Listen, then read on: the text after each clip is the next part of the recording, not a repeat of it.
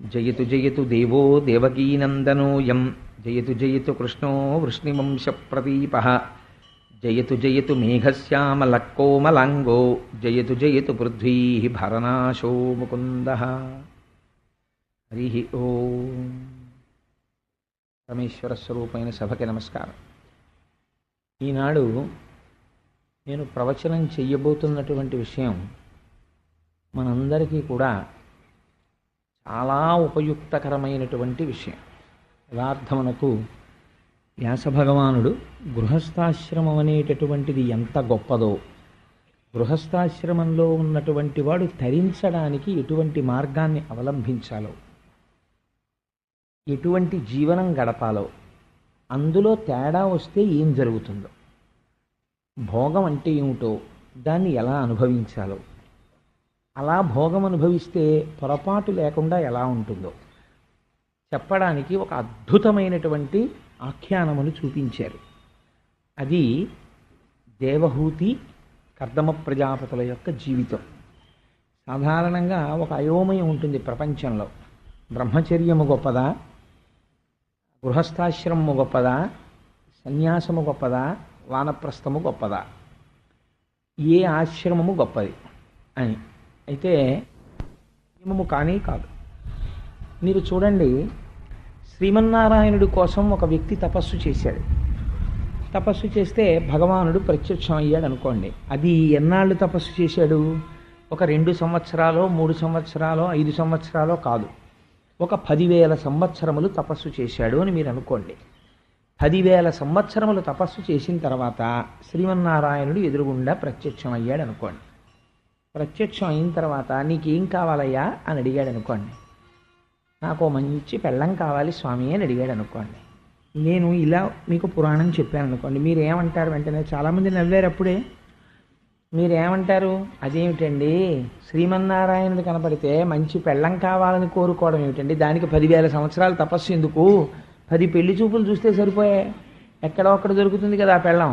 దానికి శ్రీమన్నారాయణుడి కోసం తపస్సు చేయడం ఎందుకండి అని మీరు అనుకుంటారు. కానీ గృహస్థాశ్రమ ప్రవేశం అనేటటువంటిది ఎక్కడ ప్రారంభం చెప్పండి? వివాహం దగ్గరే ప్రారంభం. కుభార్య కానీ దొరికిందనుకోండి, ఒక జీవితం పోతుంది. భార్య సరి అయినటువంటిది దొరకకపోతే, తనని అనువర్తించేటటువంటి భార్య జీవితంలో కానీ దొరకకపోతే, ఆ వ్యక్తి యొక్క జీవితం ఒక జన్మ నశించిపోతుంది, పాడైపోతుంది. అందుకే కుపుత్రేణన్ వయోనష్టం జన్మనష్టం కుభార్యయ కుభోజనేన దివస కుమిత్రేణ సుఖం కుతః. మిత్రుణ్ణి సరైన వాడిని పెట్టుకోలేదనుకోండి, కనబడ్డ ప్రతివాడితో మీరు స్నేహం చేసేసారనుకోండి, జీవితంలో సుఖం అన్నది ఉండదు, వాడు పాడు చేసేస్తాడు. అందుకని 4ంటికి వ్యాసుడు 4ంటిని నిరూపించాడు దేవీ భాగవతంలో. స్వయం అయినటువంటి మహానుభావుడు చతుర్ముఖ బ్రహ్మగారు కొంతమంది ప్రజాపతులను సృష్టి చేశాడు. అటువంటి ప్రజాపతులలో కర్దమ ప్రజాపతి ఒకరు. ఆయన మహాయోగి పుంగవుడు. అటువంటి కర్దమ ప్రజాపతిని సృష్టి చేసిన తర్వాత బ్రహ్మగారు పిలిచి ఒక మాట చెప్పారు.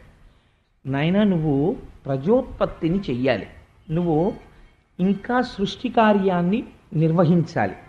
ఒక నీకు అనురూపయై నీతో పాటు శీలము సరిపోయేటటువంటి ఒక భార్యని స్వీకరించి సంతానమును కను. ఇది నా కోరిక. ఇది బాహ్యమునందు కర్దమ ప్రజాపతి యొక్క జీవితం. మీరు ఒకసారి దీన్ని అన్వయం చేసుకోండి. ఈ మాట మన తల్లిదండ్రులు కూడా అంటారు. మన తల్లిదండ్రులు వివాహం చేసుకున్నది దేని కొరకు? గృహస్థాశ్రమంలో ప్రవేశించిన తరువాత బిడ్డల్ని కనడం కొరకు. బిడ్డల్ని కన్న తర్వాత వాళ్ళు ఏం కోరుకుంటారు? అమ్మయ్య, నేను బిడ్డల్ని కనేసాను, ఇంకా వీడు గాలికి ధూళికి పోతే గొడవ వదిలిపోయిందని అనుకోడు.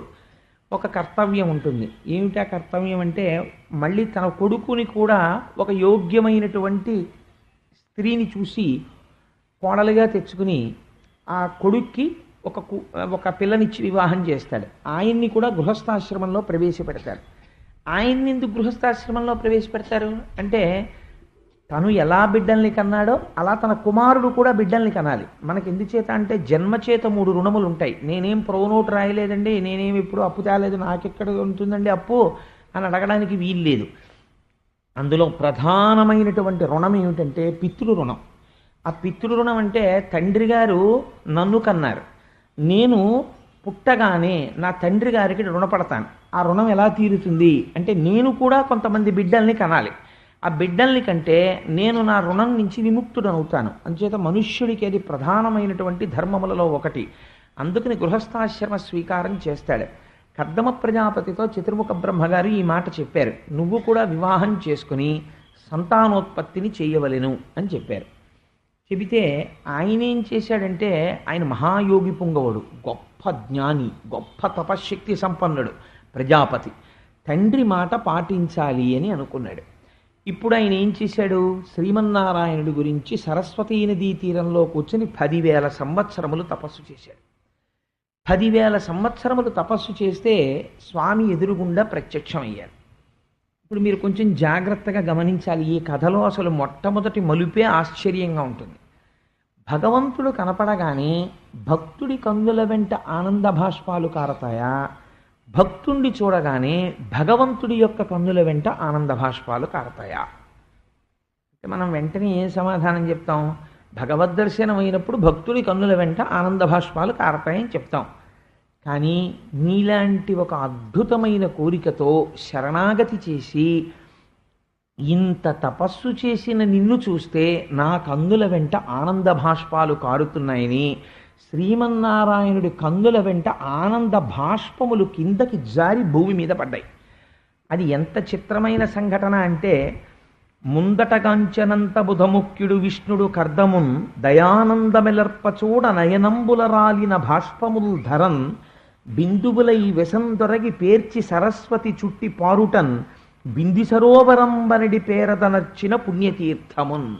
పోతనగారు అన్నారు, సరస్వతీ నదీ తీరంలో కూర్చుని కర్దమ ప్రజాపతి తపస్సు చేస్తే శ్రీమన్నారాయణుడు ప్రత్యక్షమై అంతటి భక్తుణ్ణి చూసి సంతోషపడిపోతే ఆయన కన్నుల వెంట జారినటువంటి బాష్ప బిందువులు ఎక్కడ పడ్డాయో ఆ పడినటువంటి చోట ఒక సరోవరం ఏర్పడింది. దాన్ని సరస్వతీ నది చుట్టి ప్రవహించింది. ఈ సరోవరాన్ని బిందు సరోవరము అని పిలిచారు. ఎందుకండి అంత ఆనందం? నిన్నటి రోజున ధ్రువుణ్ణి చూశాడే, ఎందరో భక్తుల్ని చూశాడే పరమాత్మ. కర్దమ ప్రజాపతిని చూస్తే ఎందుకు ఇంత సంతోషపడిపోయినట్టు? ఎందుకు కన్నుల వెంట ఇలా నీరు కారినట్టు? ఎందుకు అంత ఆనందపడిపోయినట్టు? దానికి హేతు ఏదో ఉండాలి కదా. ఆ హేతువు మనకు ఎలా తెలుస్తుంది? కర్దమ ప్రజాపతి మాట్లాడితే తెలుస్తుంది. అందుకని కర్దమ ప్రజాపతి ఇప్పుడు మాట్లాడుతున్నాడు. ఆయన అన్నాడు, ఈశ్వర, నువ్వు కాలస్వరూపుడవై ఉంటావు. కాలము అనుల్లంఘనీయము, అది ఎవ్వరి చేత ఆపబడదు. అయ్యయ్యో పరిగెత్తకు అలా ఆగొక్కసారి ఎవ్వరి మాట వినదు. దానికి రాగద్వేషాలు లేవు, దానికి నాన్నవాళ్ళు లేరు, దానికి శత్రువులు లేరు. అది అలా ప్రవహించి వెళ్ళిపోతుంటుంది. ఆ వెళ్ళిపోతున్నటువంటి కాలములో జీవులు వస్తూ ఉంటారు, జీవులు వెళ్ళిపోతూ ఉంటారు.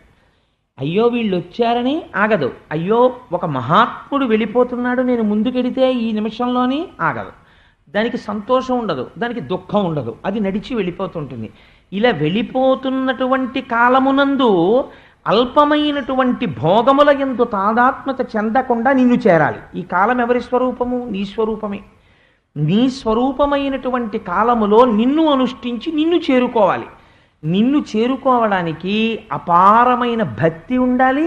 భక్తితో కూడి గృహస్థాశ్రమములో ఉండాలి. గృహస్థాశ్రమములో ఉండి భోగమును భవించాలి. ఆ భోగము వేదము అంగీకరించిన భోగమై ఉండాలి. ఆ భోగము అనుభవించి వైరాగ్యమును పొందాలి. ఎంత గొప్ప మాట చూడండి. భోగం అనుభవించకుండా వైరాగ్యం కాదు, అనుభవించి వైరాగ్యమును పొందాలి. ఈ మాట దగ్గరేనండి పెద్ద తేడా ఒకటి ఉంది. మీరు చాలా జాగ్రత్తగా గమనిస్తే ఆయన అన్నాడు, వేదము ఎటువంటిది అంటే ఒక పొగరుబోతు ఎద్దుకి ముక్కుతాడు వేసి నడిపితే ఎలా నడుపుతుందో అలా నడపగలిగినది వేదము అన్నాడు కర్దమ ప్రజాపతి. ఏమిటి ఈ మాటకు అర్థం మీరు ఆలోచించండి. అంటే మనం చేసేటటువంటి ఒకే ఒక పెద్ద తేడా ఒకటి ఉంది. ఒక విపరీతంగా వాహనములు తిరిగేటటువంటి ఒక రహదారి మీద అయ్యో వీడు దీని మీద నడిస్తే ప్రమాదం వచ్చేస్తుందని పెద్దలు ఏం చేస్తారంటే ఆ రోడ్డుకి కొంచెం ఎత్తుగా ఒక గట్టు కట్టి దీని మీద పాదములతో నడిచేటటువంటి వాడు, వాహనం మీద వెళ్ళని వాడు దీని మీద నడవండి అని ఒక నిర్దేశం చేశారు, ఒక ఫుట్పాత్ అని. మీరు ఫుట్పాత్ ఎక్కకుండా రోడ్డు మీద నడుస్తున్నారనుకోండి, ప్రమాదం జరిగి తీరుతుంది. కాబట్టి రోడ్డు మీద ఉండాలి, మీరు వెళ్ళాలి, కానీ ఫుట్పాత్ మీదే నడవాలి. అలా మీరు సంసారములో ఉండాలి, సంసారమునందు ప్రవేశించి తీరాలి గృహస్థాశ్రమంలోకి. వేదము ఏ భోగం అంగీకరించిందో భోగమును అనుభవించాలి. భోగం అనుభవించకూడదు అంటే మీరు గృహస్థాశ్రమంలోకి ప్రవేశించేటప్పుడు నేను ఇక్కడ చెప్తున్నటువంటి విషయాన్ని మీరు ఒక పవిత్రమైన ఉద్దేశంతో గ్రహించే ప్రయత్నం చేయండి. లేకపోతే భాగవతం యొక్క తాత్పర్యమే అర్ధరహితం అయిపోతుంది. మనం వివాహం చేసుకునేటప్పుడు ఒక స్త్రీని చేపడుతున్నాను, నేను ఒక స్త్రీని చేపట్టాను. ఒక స్త్రీ అయితే ఒక పురుషుణ్ణి చేపడుతుంది. ఆయన ఒక మాట చెప్తున్నాడు, ఏమంటున్నాడు? అల్లాటప్పాగా చేతకానివాడై నా ఆడపిల్లని ఎలాగో అలా ఒక మొగాడికి ఇచ్చి పంపించేద్దామని మన సనాతన ధర్మమునందు పంపరు. చాలా మహోత్కృష్టం ఏమిటో తెలుసా అండి? ఆడపిల్లనివ్వడం. ఇచ్చేటప్పుడు చతుర్థీ విభక్తి వేడు తండ్రి. నమః చెప్పి నీకు ఇచ్చేస్తున్నానని ఇవ్వడు. తండ్రికి అధికారం ఉంటుంది. అందుకే కూతురు యొక్క సత్ప్రవర్తన చేత తండ్రి కూడా తరించిపోతాడు. లేకపోతే సీతమ్మ తల్లి యొక్క సౌశీల్యము చేత జనక మహారాజు గారి భార్య ఎలా తరిస్తారు? దానం ఇచ్చేస్తే దశరథ మహారాజు గారును ఆయన భార్యలు తరించాలి. మరి జనక మహారాజు గారు భార్య ఎలా తరించారు అంటే, మగపిల్లవాడు సత్ప్రవర్తన కలిగినటువంటి వాడై గయాక్షేత్రానికి వెళ్ళి తద్దినం పెడితే ఈయన తరిస్తాడు. ఆడపిల్ల ఆయన ఒక్క వేపే తరింపచేస్తాడు. కొడుకుకున్న లక్షణం ఏంటంటే తన తండ్రిని మాత్రమే తరింపచేస్తాడు. తన మామగారిని పురుషుడు తరింప చేయలేడు. నేను చేసిన ధర్మం, నేను చేసిన పుణ్యం ఏమైనా ఉంటే నా తండ్రి గారిని తరింప చేయొచ్చు, నా తాతగారిని తరింప చేయొచ్చు, నా మామగారి తండ్రి గారినో ఎవరినో తరింప చెయ్యదు. అదొక పెద్ద లిమిటేషన్ ధర్మంలో. కానీ ఒక ఆడపిల్లకున్న గొప్పతనం ఏమిటో తెలుసా అండి? ఉభయ వంశాల్ని తరింపచేస్తుంది. ఇది మగవాడు చెయ్యలేడు. ఆడపిల్ల ఇక్కడ పుడుతుంది, కన్యాదానం చేసి పంపిస్తాం. పంపించిన తర్వాత వేరొక ఇంటికి కోడలవుతుంది. వేరొక ఇంటికి కోడలై నా కుమార్తె యొక్క సౌశీల్యము చేత, దాని నడువడి చేత అటు అత్తవారి వంశాన్ని ఉద్ధరిస్తుంది, ఇటు నన్ను ఉద్ధరిస్తుంది. ఇద్దరిని ఉద్ధరించగలిగినది ఆడపిల్ల మాత్రమే. మగపిల్లవాడు అలా ఉద్ధరించలేడు. అటువంటి ఆడపిల్లని చేతావాత కాకుండా దొరికాడు కదా అని ఇవ్వరు. మామగారు ఇచ్చేటప్పుడు కన్యాదాత కొన్ని ప్రమాణములను అడుగుతాడు. వీటిని అతిక్రమించకుండా ఉండగలవా అడుగుతాడు. ధర్మేచ, నీవు ధర్మము చేసేటప్పుడు ఈవిడని ఉపకరణముగా తీసుకోగలవా? దేనికిస్తున్నానో తెలుసా? మీ ఇద్దరూ కలిసి ధర్మపథమునందు చెరించి నీ చేతి, నువ్వు నా కుమార్తె యొక్క చేతిని పట్టుకుంటావు. పాణిగ్రహణం అంటారు. అందుకే అరచేతితో వేళ్ళు కూడా బాగా తగిలేటట్టు రాసి పట్టుకుంటే కొడుకులు కూతుళ్ళు పుడతారు. ఒక్క వేళ్ళు మాత్రమే తగిలితే ఆడ సంతానం పుడుతుంది. అరచేయి ఒక్కటే తగిలి మంత్రం చెప్తున్నప్పుడు వేళ్ళు తగలకపోతే కొడుకులు మాత్రమే పుడతారు. పాణిగ్రహణ మంత్రానికి అంత రహస్యం ఉంది. నేను అరచేతితో వేళ్ళకి బాగా తగిలేటట్టు రాసి పట్టుకోవాలి, మొహమాటం లేకుండా, పాణిగ్రహణం చేసేటప్పుడు.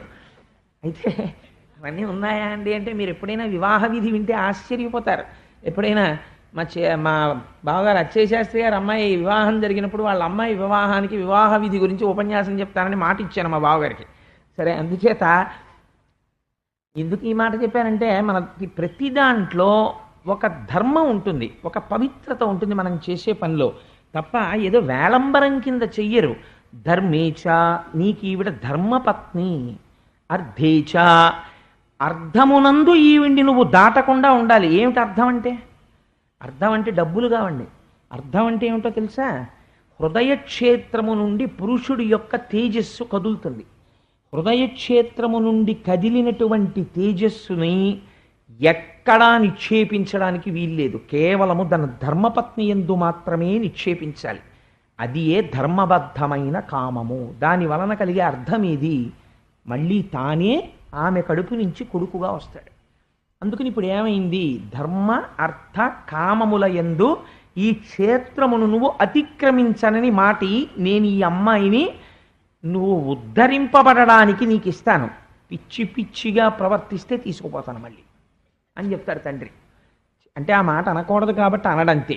అంటే దాని అర్థం అదే, నువ్వు ఇలా ఉంటే ఉంటుంది నీతోనే, అలా ఉండాలి. కాబట్టి ధర్మేచ అర్ధేచ కామేచ నాతిచరామి, నేను ఈ స్త్రీని అతిక్రమించను. ఇప్పుడు భారతీయ సాంప్రదాయంలో భార్య దేని కొరకు అంటే ముందు తాను ధర్మమునందు నడచుట కొరకు ధర్మపత్ని అయి తాను నడవాలి, ఆవిడ నడవాలి, ఇద్దరూ కలిసి నడవాలి. నడిచి ఏం చేయాలి? ఆయన ఈవిడ్ని ఉద్ధరించాలి, ఈవిడ ఆయన్ని ఉద్ధరించాలి. ఇద్దరూ ఒకరినొకరు ఉద్ధరించుకుంటూ నడవాలి. అలా నడవడానికి సంసారం. ఇప్పుడు మీరు ఈ నడవడంలో ఒక గమ్మత్తుంది. శత్రువులెవరు? ఇంద్రియములే. ఈ ఇంద్రియములకి సుఖం ఏమిటో తెలియచెప్పలేదనుకోండి, మీరు దీనికి ఏదో రుచి, ఇప్పుడు మిగిలినటువంటి తుచ్చమైన విషయముల గురించి పోని పక్కన పెట్టండి. ఒక రుచికరమైన ఆహారమును తినడం మీద రసేంద్రియములకు మక్కువ ఉంది. ఏదో ఈ కూర తిందాం, ఈ పులుసు తిందాం, వంకాయ పచ్చి పులుసుగా తిందాం, వంకాయ పెరుగు పచ్చడిగా తిందాం, ఎన్ని కోరికలు. అదే వంకాయ, ఇన్ని కోరికలు ఉన్నాయి. కానీ అప్పుడు ఎలా తీరుతుంది? సంసారమునందుండి అందులో ఏమాత్రమూ తప్పు లేదు, నువ్వు తినవచ్చు, భోగం అనుభవించవచ్చు. వంకాయ తినద్దని వేదం ఏం చెప్పలేదు నీకు, తినచ్చు. కానీ వైరాగ్యం అంటే ఏమిటో తెలుసా అండి? చాలామంది ఒక పొరపాటు పడుతుంటారు. వైరాగ్యం తనంత తాను కదిలి వచ్చే వస్తువు కాదు. వైరాగ్యం ఎలా వస్తుందో తెలుసా? మీరు లోపల ఒక పరిశీలన చేస్తుంటే వైరాగ్యం వస్తుంది. ఆ పరిశీలనమేమి అంటే ప్రతి క్షణం జరుగుతూ ఉండాలి. ఉదాహరణ ఒక్కటి చెప్తాను మీకు. నాకు ఏదో ఒక అరటికాయ బజ్జీ అంటే చాలా ఇష్టం అనుకోండి. నాకు ఒక భార్య ఉంది కదా, దాని పని ఏమిటి? శరీరాన్ని పోషిస్తూ ఉంటుంది. అందుకని చాలా చక్కగా అరటికాయ బజ్జీలు వేసి ఓ పచ్చడి చేసి నాకు పళ్ళెంతో తెచ్చిపెట్టింది అనుకోండి. తినేసి ఇంకొక పళ్ళెం ఇంకా చేశాను తినండి, ఇంకా పళ్ళెంలో పోసింది అనుకోండి. నీ మొహం ఇచ్చా ఇంకా తినలేనని పక్కన పారేసి వెళ్ళిపోవడం కాదు. అలా అయితే మీకు ఎప్పటికీ వైరాగ్యం రాదు. బోధలలోంచి వాటిల్లోంచి వైరాగ్యం వస్తుందని మీరు అనుకుంటే పొరపాటు. అంటే అలా వచ్చే వైరాగ్యం చాలా లిమిటెడ్, కొద్దిగా వస్తుంది. వైరాగ్యం ఎక్కడి నుంచి వస్తుందో తెలుసా అండి? Through introspection, through self check. మిమ్మల్ని మీరు పరిశీలించుకోవడంలో వస్తుంది. ఇప్పుడు మీరు ఆది ఒక ప్రశ్న వెయ్యాలి. ఇంతకుముందు బజ్జీ అనబడే పదార్థమును అడిగినదెవరు? ఇందులో ఉన్న మనస్సు అడిగింది. ఆల్ రైట్, ఒక 6 బజ్జీలు తినిపించాను, ఇంకొద్దు అన్నది ఎవరు? ఈ మనస్సు అంది. 1వ బజ్జీ తిన్నప్పుడు చాలా లొట్టలేస్తూ తింది. 7వ బజ్జీ దగ్గర కక్కేస్తానంటోంది అని ఊరుకుంటే మీరు అది సత్యము అని సిద్ధాంతం చేయొచ్చు. 7వ బజ్జీ తర్వాత వస్తున్నటువంటి దుఃఖమేదో అది నిజమో అని మీరు అనొచ్చు. 3 రోజులు పోయాక మళ్ళీ బజ్జీ పెట్టట్టు. మరి 7వ బజ్జీ దగ్గర దుఃఖం మళ్ళీ ఇప్పుడు ఇవాళ ఎలా కోరావు నువ్వు అంటే, రుచి వాసన రెండింటిని పెట్టుకుని మనస్సు చేసిన పని యొక్క రుచిని మరిగి లోపల దాచి వాసనగా బయటపెట్టి తిప్పడాన్ని అలవాటు చేస్తుంది. ఇది మీరు చూశారనుకోండి. కాబట్టి ఈ వస్తువునందు సుఖము లేదు. కాసేపు సుఖమని ఇది చెప్తుంది, ఆ తర్వాత అది సుఖం అనదు. కాబట్టి ఇది సుఖము కాదు, దుఃఖము కాదు. ఇది కొంతసేపు సుఖమన్నదేదో అది సుఖము కాదు, ఇది దుఃఖమన్నదేదో అది కూడా దుఃఖం కాదు. ఈ రెండూ కావు. మీకు నేను ఒక ఉదాహరణ చెప్తాను, మీరు చూడండి. దుఃఖం కూడా మీకు ఎప్పుడు ఉంటుందండి? చాలా ఆశ్చర్యకరమైన విషయం. మీకు మనస్సులో మీరు దేని గురించి దుఃఖపడుతున్నారో ఆ దుఃఖపడుతున్నటువంటి విషయం మీకు జ్ఞాపకంలో ఉన్నంతసేపు వెక్కి వెక్కి ఏడుస్తుంటాడు. ఇంతలో అనుకోకుండా ఎవరో వచ్చి ఏదో చెప్పారనుకోండి, ఓ మాట ఏదో చెప్తుంటే ఏడుస్తున్నవాడు అటు చూశాడు అనుకోండి, చూసి అటు వింటున్నాడు అనుకోండి, 5 నిమిషాలు దాని గురించి అలా వింటూ ఉండిపోయాడు అనుకోండి, ఏడవడం మర్చిపోతాడు. ఎందుకంటే దేని గురించి శోకిస్తున్నాడో దాన్ని మనసు వదిలిపెట్టింది, కాసేపు శోకం పోయింది. అంటే ఇప్పుడు ఈ శోకము సత్యమా? దుఃఖము సత్యం కాదు. కాబట్టి మనసు చెబుతున్న సుఖము కాదు, దుఃఖము కాదు. కాబట్టి ఈ సుఖ దుఃఖములు రెండూ కూడా మనసు చేత సృష్టింపబడిన ద్వంద్వములు. దీనికి అతీతముగా ఏదో ఉంది, దానికి దుఃఖము యొక్క భాష అంటదు. అది నిజమైన ఆనందం. ఆ ఆనందం ఇది ఎంత చూసినా ఎంత అనుభవించినా అది ఎప్పుడూ సుఖముగా ఉండే వస్తువు ఒకటి ఉన్నది అని మన వేదము చెప్తున్నది. అది ఏది అని మీరు వెతకడానికి దీన్ని వదిలిపెట్టడం మొదలెట్టారనుకోండి, అది వైరాగ్యం. ఇప్పుడు మనసు చెబుతున్నవన్నీ ద్వంద్వములే అని మీరు తెలుసుకుంటే అది చెప్పిన వాటికన్నింటికి నవ్వేసి వెళ్ళిపోతుంటారు. ఇప్పుడు ఏమైంది? అది వైరాగ్యమైంది. ఈ వైరాగ్యం ఎక్కడి నుంచి రావాలి? భోగంలోంచే రావాలి. భోగంలోంచి రోగం వస్తోందో, భోగంలోంచి యోగం వస్తోందో మీ నడువడి బట్టి ఉంటుంది. సంసారం అందరూ చేస్తారు, సంసారము చెయ్యని వాళ్ళు ఎవరు ఉండరు. గృహస్థాశ్రమంలో ఉంటారు, చాలామంది ఉంటారు. ఎక్కడో మహాత్ములు బ్రహ్మచర్యం నుంచి సన్యాసంలోకి వెళ్ళొచ్చు. కానీ సంసారములో ఉండి తరిస్తున్నారు కొంతమంది, సంసారములో ఉండి పతనమైపోతున్నారు కొంతమంది. ఒకే సంసారము ఒకడిని పతనం ఎందుకు చేస్తుంది, ఒకడిని ఎందుకు ఉద్ధరిస్తుందండి అంటే దృష్టికోణాన్ని బట్టి ఉంటుంది. ఒకడు సుఖం అనుభవిస్తూ లోపల పరిశీలన చేస్తున్నాడు, ఇది సుఖము కాదు, కాసేపటి తర్వాత తృప్తి పడిపోయి ఇంక అక్కర్లేదంటోంది కాబట్టి ఇది సుఖము కాదు, ఇది దీని మాయ, దీని ఆట అని తెలుసుకుంటున్నాడు, వైరాగ్యం పొందుతున్నాడు ఆ మనసుని ధిక్కరించి. ఒకడు అదే సుఖమని అది ఏం చెప్తే దానికి లొంగుతున్నాడు, వాడు ఎప్పుడూ సంసారమును భోగము కోసమే వాడాడు, అందులోంచి ఏమొస్తుంది, రోగం వస్తుంది. ఒకడు సంసారముని దేనికి వాడాడు, అదే భోగమును పట్టుకుని ఇది సుఖము కాదు అని తెలుసుకోవడానికి వాడుతున్నాడు. ఇప్పుడు ఆయనకి ఏమొచ్చింది, యోగం వచ్చింది. యోగం ఇందులోంచి వచ్చింది, వైరాగ్యంలోంచి వచ్చింది. ఇప్పుడు చెప్పండి వైరాగ్యం ఎక్కడి నుంచి వచ్చింది? వైరాగ్యం పైనుంచి రాదు. వైరాగ్యం ఎక్కడి నుంచి వస్తుంది? ఇక్కడి నుంచే వస్తుంది. ఇక్కడి నుంచి ఎలా పుడుతుంది? సడన్గా అలాగ ఉండడం కాదు, మీ పరిశీలన చేత అది పుడుతూ వస్తూ ఉండడం ప్రారంభం చేస్తుంది. అది మెల్లగా మనస్సే కారణము అని స్థిరమైన నిర్ణయం ఏర్పడిపోతే ఇంటోటో సంపూర్ణముగా మనస్సు చెప్పిన మాటని తిరస్కరిస్తుంది. అప్పుడు గట్టి వైరాగ్య భావన నిలబడుతుంది. దీనికి సంసారమును ఆలంబనముగా చేసుకుని నడుస్తారు కొందరు. సంసారమందలి భోగమునందు మగ్నమైపోతాడు ఒకడు. ఇంతే తేడా. ఇప్పుడు గృహస్థాశ్రమాన్ని ఎలా వాడుకోవాలి నోటి మాటతో చెప్తే కుదరదు. ఒక మహాత్ముడి జీవితాన్ని మీకు తీసుకొచ్చి చూపిస్తున్నారు వ్యాసుల వారు. అది ఆయన ప్రయత్నం. ఇప్పుడు ఈ కోణంలో మీరు వినండి. అందుకే భాగవతంలో ఒక్కొక్క ఘట్టం వింటుంటే ఏదో ఒక ఫలితము మనస్సుకి అంది తీరుతుంది. ఏమా ఫలితము? ఇప్పుడు మీరు ఏ స్థాయిలో ఉన్నవారికి ఆ స్థాయిలో అనుభవిస్తారు. చూడండి ఎంత గొప్పగా మాట్లాడతారో. కర్దమ ప్రజాపతిని చూసి శ్రీమన్నారాయణుడు కన్నుల వెంట నీరు కార్చుట ఏమి, ఆనంద భాష్పములు రాలుట ఏమి? ఆనందము దుఃఖము అని రెండు లేని వాడికి ఆనంద భాష్పాలు రావడం ఏమిటి అంటే, ఈయన కోరబోతున్న కోరిక ఏమిటో ఆయనకి తెలుసు. ఆయన భార్యను అడగబోతున్నాడు. భార్య కోసం తపస్సు చేసిన వాడు ఎవడున్నాడు ప్రపంచంలో 10,000 సంవత్సరాలు? అంటే గృహస్థాశ్రమంలో తరించడానికి ఏది మార్గమో లోకులకు చెప్పి గృహస్థాశ్రమము యొక్క వైశిష్ట్యమును ఆవిష్కరించగలిగిన ఒక మహాపురుషుడు ఇవాళ నా గురించి తపస్సు చేశాడు. వేదము చెప్పడం కాదు, ఇవాళ నిరూపిస్తున్న ఒక మహాత్ముడు నా ఎదుట నిలబడ్డాడు. ఒక భార్య యొక్క గొప్పతనాన్ని చెప్పగలిగిన వాడు నిలబడుతున్నాడు. ఇది ఆయన ఆనందం. కన్నుల వెంట నీరు కారింది శ్రీమన్నారాయణుడికి, ఆనంద భాష్పాలు పడ్డాయి. అది బిందు సరోవరమైనది. ఎంత ఉత్కృష్టమైన స్థితి చూడండి మీరు అసలు అందులోనే. అందుకని ఇటువంటి స్థితి కలిగినటువంటి కర్దమ ప్రజాపతిని శ్రీమన్నారాయణుడు అడిగారు, నాయన నువ్వు ఏ కోరికతో ఇంత తపస్సు చేశావు అని అడిగారు. ఆయన అన్నాడు, నేను చతుర్ముఖ బ్రహ్మ చేత సృష్టించబడ్డాను. చతుర్ముఖ బ్రహ్మ నాకు ఒక కర్తవ్యోపదేశం చేశారు. నువ్వు ప్రజోత్పత్తిని చెయ్యి, నువ్వు సంతానమును కను అని చెప్పారు. నన్ను కన్న తండ్రి ఆయన మాట పాటించడం నా ప్రథమ కర్తవ్యం. అందుచేత ఇప్పుడు నేను ఆయన మాట పాటించాలి. మాట పాటించాలంటే, ప్రజోత్పత్తిని చెయ్యాలంటే నాకు సౌశీల్య అయిన భార్య కావాలి అన్నాడు.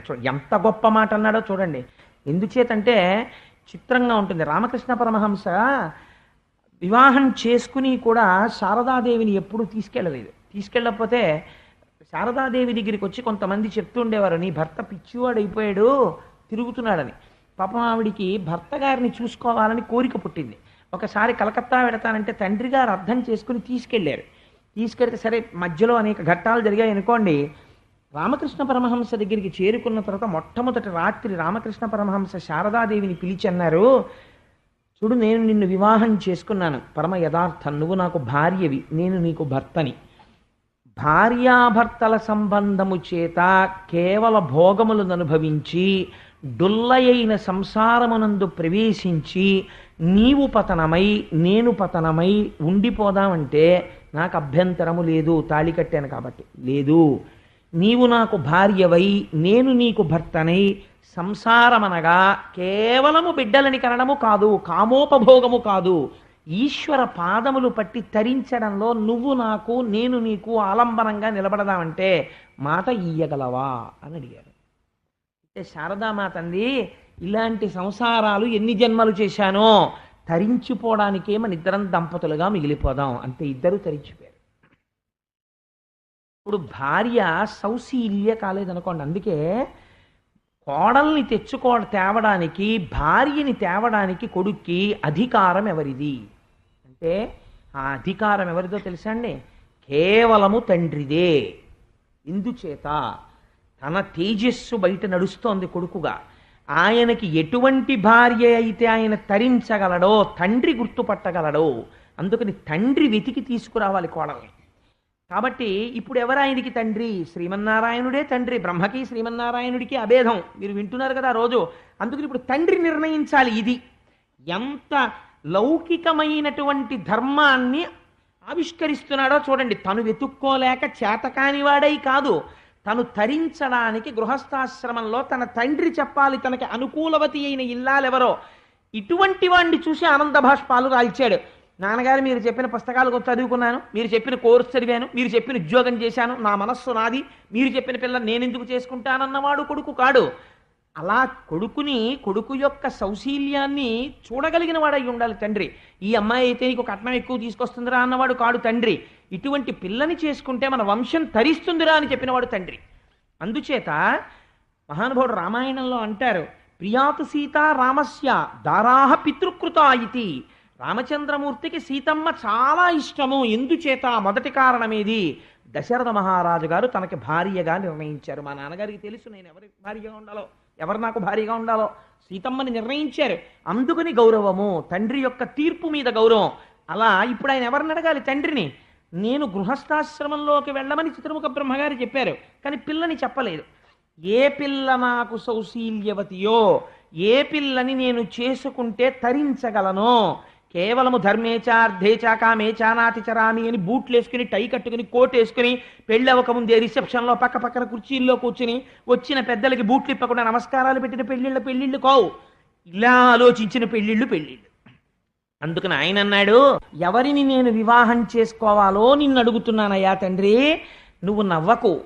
ఏమిటయ్యా, కల్పవృక్షం లాంటి నేను ప్రత్యక్షం అయితే మోక్షం అడగకుండా, వేరొకటి అడగకుండా భార్య కావాలని అడుగుతావేమిటంటావేమో తండ్రి. కాలమునందో భోగమే మనిషిని పాడు చేస్తుంది.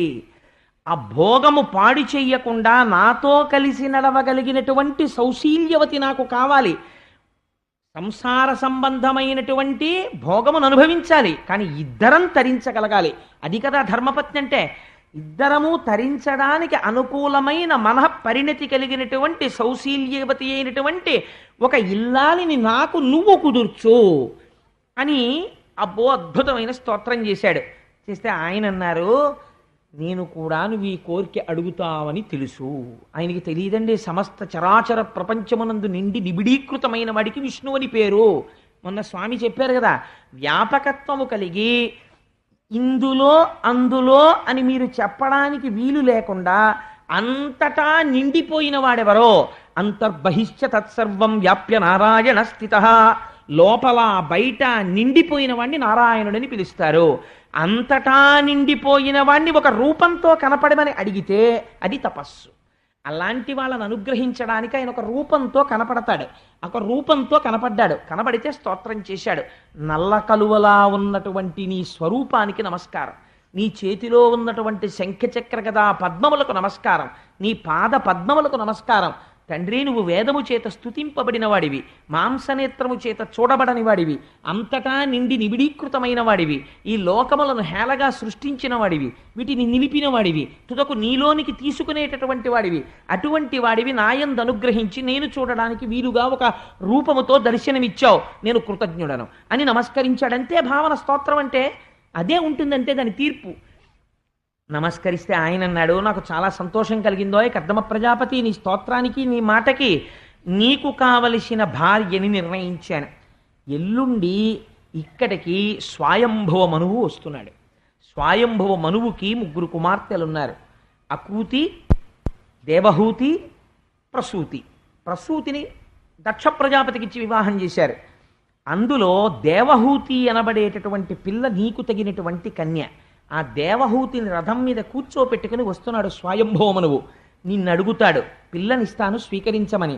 ఆ పిల్లని స్వీకరించు, మీరిద్దరూ గృహస్థాశ్రమంలో తరిస్తారు అని ఆశీర్వదించి స్వామి తనతో వచ్చినటువంటి గరుడ వాహనం మీద కూర్చుని గరుడ వాహనము యొక్క రెక్కల సవ్వడి వినపడుతుండగా వెళ్ళిపోయాట.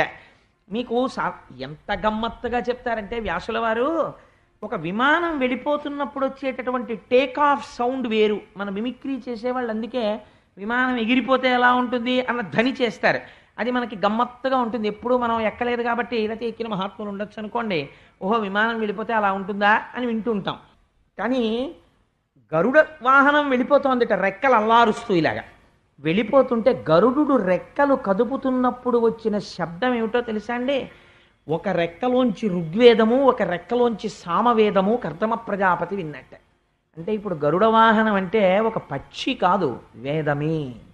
వేదము చేత ప్రతిపాదింపబడిన బ్రహ్మమే శ్రీమన్నారాయణుడు. కాబట్టి అది పైకి స్థూలంగా దర్శనమిచ్చినప్పుడు గరుడ వాహనం మీద ఉంటాడు. ఆ గరుడ వాహనం వెళ్ళిపోతున్నప్పుడు రెక్కలు అల్లారిస్తే వచ్చే ధ్వని ఏమిటి? వేదధ్వని వచ్చింది. ఆ రుక్ సామ వేద మంత్రములను కర్దమ ప్రజాపతి విని పొంగిపోయాట. ఇటువంటి స్థితి ఎంతమందికి దక్కుతుంది చూడండి. ఇటువంటి స్థితిలో ఉన్న కర్దమ ప్రజాపతి నిర్మించుకున్నటువంటి ఆ ఆశ్రమ వాటిక ఎంత అందంగా ఉంటుందో చెప్తారు. అందు తమాల సాల వకుళార్జన నింబ కదంబ పాటలీ చందన నారికేళ ఘనసార శిరీష లవంగ లుంగ మాకంద చందన క్రిముక కాంచన బిల్వ కపిత్థ మల్లికాకుంద మధూక మంజుల నికుంజములందన రారి వెండియున్ మల్లెలు, జాజులు, వెలగలు, పెద్ద పెద్ద మారేడు చెట్లు, పెద్ద పెద్ద మామిడి చెట్లు, పెద్ద పెద్ద వేప చెట్లు, ఇటువంటి వాటితో కూడినదై మనం అరుణాచలం వెళ్ళినప్పుడు ఎప్పుడైనా ఆ విరూపాక్ష గుహ దాటిపోయి స్కందాశ్రమం దగ్గరికి వెడితే అక్కడ ఒక పెద్ద చెట్టు ఉంటుంది.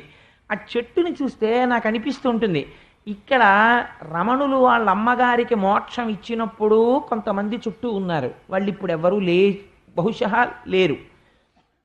ఆ తర్వాత వచ్చిన వాళ్ళు బోర్డు మాత్రమే చూస్తున్నారు, this is the place where Ramana Maharshi has granted మోక్ష టు హిస్ బిలవ్డ్ మదర్ అని. సో ఆ గదిని మాత్రమే కొంతమంది చూస్తున్నారు. కానీ రమణ మహర్షి వాళ్ళ అమ్మగారికి మోక్షం ఇస్తున్నప్పుడు చూసిన దానివి నువ్వే, అప్పుడు చిన్న చెట్టుగా ఉన్నావు. ఆ తర్వాత ఇక్కడ ఈ స్కంధాశ్రమాన్ని ఇలా అందరూ చూడడానికి వీలుగా కడుతున్నప్పుడు నువ్వు ఉన్నావు, ఇప్పుడు మేము వచ్చి చూస్తున్నప్పుడు నువ్వు ఉన్నావు. ఇంతమంది యొక్క అనుభూతులను చూడడానికి సాక్షిగా ఉన్నదానివి నువ్వు ఒక్కదానివే, నీవే నిజమైన పరబ్రహ్మానివి అని నేను ఆ పెద్ద చెట్టుకి నమస్కారం చేస్తుంటాను అప్పుడప్పుడు స్కందాశ్రమంలో. అలాగా ఇన్ని రకాల చెట్లతో ఉంటే నిజంగా అది ఎంత పైకి వర్ణించడం కాదండి. మనం అంటే ఇవాళ చెట్టు అనేటటువంటి దాని అందం ఏమిటో మనకేం తెలుసు అసలు? శబరిమలై వెడితే చూడాలి చెట్ల అందం అంటే ఏమిటో. ఇంతంత మానుతో రెండు చేతులతో ఇలా కౌగిలించుకుందామంటే రెండు చేతులు ఇంతకన్నా పట్టవు, అంత పెద్ద పెద్ద మానుతో ఉండి ఇక్కడ మనం నిలబడితే ఈ చెట్టు కొమ్మలు అక్కడ వరకు వ్యాప్తి చెంది సూర్యుడు ఎటు తిరిగినా సరే కిరణములు మాత్రం వచ్చి దాని మొదట్లో పడవు. అంత పెద్ద నీడతో కూడుకుని ఎన్నో కొన్ని వేల పక్షులకు ఆలవాలమైనటువంటి ఒక చెట్టు వంక మీరు చూశారనుకోండి, నిజంగా అదో పెద్ద జనతా అపార్ట్మెంట్లో ఉంటుంది. అయ్య బాబోయ్ ఎంత బాగుందిరా ఈ చెట్టు అనిపిస్తుంది. అలాంటి చెట్లు, ఆ చెట్ల కల్లుకున్నటువంటి తీగలు, అందులో సరోవరాలు, అంత అందమైనటువంటి ఆశ్రమంలో కర్దమ ప్రజాపతి అక్కడ కూర్చుని ఉన్నారు. కూర్చునుంటే శ్రీమన్నారాయణుడు చెప్పినటువంటి రోజు రానే వచ్చింది.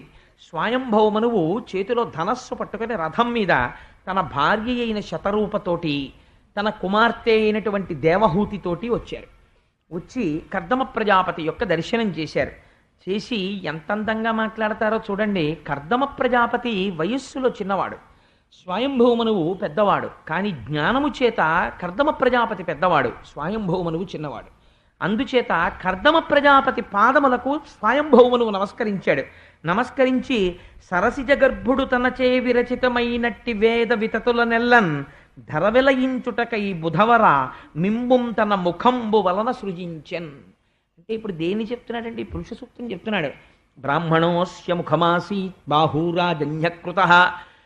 అయ్యా, చతుర్ముఖ బ్రహ్మగారు మొట్టమొదట వేదాన్ని తన నోటితో పలికి ఆ వేదాన్ని రక్షించడం కోసం, ఆ వేదాన్ని వ్యాప్తి చెయ్యడం కోసం తన ముఖమండలంలోంచి బ్రాహ్మణుల్ని సృష్టించాడు. అటువంటి ప్రజాపతులలో నువ్వు ఒకడివి. అటువంటి నీ పాదపద్మములకు వంగి స్వయంభౌమనువు నమస్కరిస్తున్నాడు అని నమస్కరిస్తే కర్దమ ప్రజాపతి సంతోషించి అన్నారు, మహారాజా నీ ధనస్సు చూస్తేనే భయం వేస్తుంది. అటువంటి రాజు నాకు చారులైనటువంటి వాళ్ళు రాజ్యంలో జరుగుతున్న విశేషాలు చెప్తారులే అని ఎక్కడో రాజధాని యందు కూర్చుని ఉండకూడదు, భూమండలమంతా పర్యటిస్తూ ఉండాలి. ధర్మాన్ని నాలుగు చెరగులా స్థాపించడం కోసం ధనస్సు చేతపట్టి నువ్వు తిరుగుతున్నావు, చాలా సంతోషం కలిగింది. కానీ ఇక్కడ ధర్మాన్ని స్థాపించడానికి ఏముంటుంది? తపస్సు చేసుకునే ఆశ్రమంలో నువ్వింత ప్రయత్నపూర్వకంగా భార్యతో కుమార్తెతో కలిసిన ఆశ్రమానికి వచ్చావంటే నువ్వు చెప్పవలసినది ఏదో ఉందని నేను అనుకుంటున్నాను. అది నువ్వు నిర్భయంగా ప్రకటముగా చెప్పవచ్చు, నీకేమీ బెంగలేదు అంటే లైన్ క్లియర్ చేశారు ఆయన. ఎందుకని ఒక ప్రజాపతి ఒక యోగి పురుషుణ్ణి పట్టుకుని మా అమ్మాయిని ఇస్తాను పెళ్లి చేసుకుంటారా అని అడిగితే అసహ్యంగా ఉంటుంది. అందుకని నువ్వు మనస్సులో ఏ కోరికతో వచ్చావో అది చెప్పవచ్చు, నీకు భయం లేదు అన్నారు. అంటే ఆయన అన్నాడు, మహానుభావుడు కర్దమ ప్రజాపతి చూడండి ఎంత అందంగా అంటారో ఆ స్వయంభూమనువుని, దురిత స్వరూప పాటచ్చరపీడం పొందకుండ సకల క్షోణిన్ పరిపాలించుటకై మము అరవింద భవుండు భుజములందు సృజించెన్. ఈ మాటలు కర్దమ ప్రజాపతి చెప్తే ఆయన అన్నాడు, మా గొప్పతనం ఏమీ లేదండి ఇందులో, మేము మహారాజుల నిజమే, ధనస్సు చేత పట్టుకుని రాజ్యాన్ని పరిపాలిస్తున్నాను. కానీ ఇవాళ స్వయంభవమనువు అనేటటువంటి పేరుతో ఈ భూమండలానికి అంతటికీ నేను అధినాథుడనై పరిపాలించగలుగుతున్నానంటే పరిపాలించగలిగిన శక్తి నాలో ఎక్కడి నుంచి వచ్చిందో తెలుసా? ఎంత గొప్ప మాట చెప్తున్నాడో చూడండి. అరవింద భవుండు భుజములందు సృజించెన్. మేము పరబ్రహ్మము యొక్క భుజములలోంచి బయటికి వచ్చాం. భుజములు శక్తి కేంద్రములు, ఇవి కార్యం చేస్తాయి, కర్మ చేసేటటువంటివి. కాబట్టి లోకరక్షణ చేతులతో చెయ్యాలి. అందుకని బాహూరాజన్యకృత, మేము ఈశ్వరుడి యొక్క బాహువులలోంచి వచ్చిన వాళ్ళం. అందుకని ఇది నా గొప్పతనం కాదు, నేను పరిపాలించి రక్షించగలుగుతున్నానంటే ఈశ్వరుడి యొక్క అనుగ్రహం. అందుకే మమ్మల్ని భుజములలోంచి సృష్టించాడు. వాళ్ళు చూడండి, వాళ్ళు మాట్లాడుకునే మాటలు ఏవి మాట్లాడినా అన్నీ ఎక్కడి నుంచి వస్తాయంటే ఈశ్వరుణ్ణి అనుసంధానం చేస్తూనే వస్తాయి. ఇప్పుడు స్వయంభవమనువు తన కూతురినిచ్చి వివాహం చేస్తానని చెప్పాలి. ఆయన ఎంత అందంగా మాట్లాడాడంటే, నాకు 3 కుమార్తెలు, అందులో ఇప్పుడు నాతో వచ్చినటువంటి పిల్లని దేవహూతి అని పిలుస్తారు. ఈ దేవహూతి నీకు తగినటువంటి సౌశీల్యము కలిగినటువంటిది. ఎందుచేత కలిగినది? నారదుడు మా అంతఃపురానికి వచ్చినప్పుడు కర్దమ ప్రజాపతి యొక్క గుణ విశేషములను వర్ణించి చెప్పేవాడు. నీ గుణములను విన్న తరువాత నిన్ను భార్యగా చేపట్టాలనేటటువంటి కోరిక నా కుమార్తె యందు కలిగినది. అందుచేత నా కుమార్తెను స్వీకరించి నన్ను ధన్యుణ్ణి చెయ్యి అని అడిగాడు. తప్ప తన కుమార్తె గురించి గొప్పగా చెప్పుకోలేదు. దేవహూతి లాంటి సౌందర్యవతి సాధారణం ప్రపంచంలో. అటువంటి అందగత్తె మా అమ్మాయి చేసుకో అని బాహ్య సౌందర్యం గురించి చెప్పలేదు అసలు. నారదుడి వలన నీ గుణములను వినిది. నీవేమిటో ఆవిడికి తెలుసు. నీకు భార్యగా ఉంటే ఎలా ప్రవర్తించాలో తెలుసు. నీ గుణములను విని నీ గుణములకు ఆవిడ ఉప్పొంగింది. అందుకని నీకు భార్య కావాలనుకుంటోంది. అందుకని నువ్వు ఆవిడ్ని భార్యగా స్వీకరించమని చెప్పాడు. ఇప్పుడు అనుకూలత కలుగుతుంది. దేనివల్ల అనుకూలత కలిగేది? పైకి ఆయన 6 అడుగుల పొడుగండి, మీ అమ్మాయి పొడిగెంత? 4, 8. అబ్బే మా వాడికి వీడికి సరిపోదండి. ఏమిటి చేసుకుంటావు? పొడుగు కూర వండుకు తింటావా? పొడుగు పొట్టి, నలుపు తెలుపు, అన్ని అవయవాలు బాగున్నాయా బాగులేవా, తెల్లగా ఉందా నల్లగా ఉందా, ఇవన్నీ కూడా కాలగర్భంలో ఒకనాడు కలిసిపోయేటటువంటి విశేషాలు. ఇవాళ తెల్లగా ఉన్నటువంటి పిల్ల ఏదో ఒక అనారోగ్యం వస్తే నల్లగా అయిపోవచ్చు. నల్లగా ఉన్న పిల్ల పార్వతీదేవి అంతటి పేరు తెచ్చుకోవచ్చు. రంగులో ఏముంది, శీలంలో ఉంది ఉండేదంతాను. అందుచేత ఎంత అందంగా మాట్లాడారో చూడండి. ఫోటోలు చూసుకోవడం, పొడుగు పొట్టి చూసుకోవడం, హైట్ మిల్లీమీటర్లతోటి సెంటీమీటర్లతోటి చూసుకోవడం ఇవి లేదు. గృహస్థాశ్రమంలో ప్రవేశించేవాడు ఏది చూసి చేసుకున్నాడు అంటే నీ గుణముల యందు అనురక్త అయినది. అంటే కర్దమ ప్రజాపతి ఎంత గొప్ప మాట మాట్లాడారో చూడండి. ఆవిడ తండ్రి గారు చెప్పలేదు ఆయన గురించి, కర్దమ ప్రజాపతి చెప్తున్నాడు. ఆయన అన్నాడు, అనగా నీ చేత అనన్యదత్తముగ ప్రతిష్ఠితంబైన ఈ తీగబోడి కమనీయ రూప రేఖా విలాసంబులమానిత లక్ష్మీ సమానయగుచు ఒకనాటి రాత్రియందుడురాజ చంద్రికా ధవళిత నిజసౌధ తలమునందు మహిత రనన్మణి మంజీర శోభిత చరణియై నిజసఖీ సహితయగుచు కందుక క్రీడ చరింప గగనమందు వర విమానస్థుడగుచు విశ్వావసుండు నాగదనరిన గంధర్వ నాయకుండు తరుణి చూచి విమోహి అయి ధరణిపడియే. నీ కూతురు యొక్క సౌందర్యం ఏమిటో నాకు తెలుసయా. ఒకనాటి రాత్రి పౌర్ణమి చంద్రుడు ప్రకాశిస్తుండగా నీ కుమార్తె కాళ్ళకి అందెలు పెట్టుకుని అంతఃపురం దగ్గర ఉన్నటువంటి సరోవరంలో, అక్కడ ఉన్నటువంటి ఆ ఉద్యానవనంలో తన చెలికెత్తెలతో కలిసి ఆడుకుంటోంది. ఆడుకుంటూ ఆ పిల్ల అక్కడ నిలబడి తన కాలితో భూమిని ఇలా రాస్తోంది. రాస్తుంటే ఆ పైనుంచి గంధర్వుడు ఒక ఆయన వెళ్ళిపోతున్నాడు. ఆ వెళ్ళిపోతున్నటువంటి గంధర్వుడు విశ్వావసుడు ఆ విమానంలోంచి పిల్లని చూశాడు. చూసి ఎంత బాగుందో అనుకోలేదు, ఈ పిల్ల అందం చూసి పైన విమానం నుంచి స్పృహ తప్పి భూమి మీద పడిపోయాడు. అంత అందగత్తయ్యా నీ కూతురు, నువ్వు ఈ సంఘటన చెప్పలేదు, దాచావు. ఎందుకు దాచావు?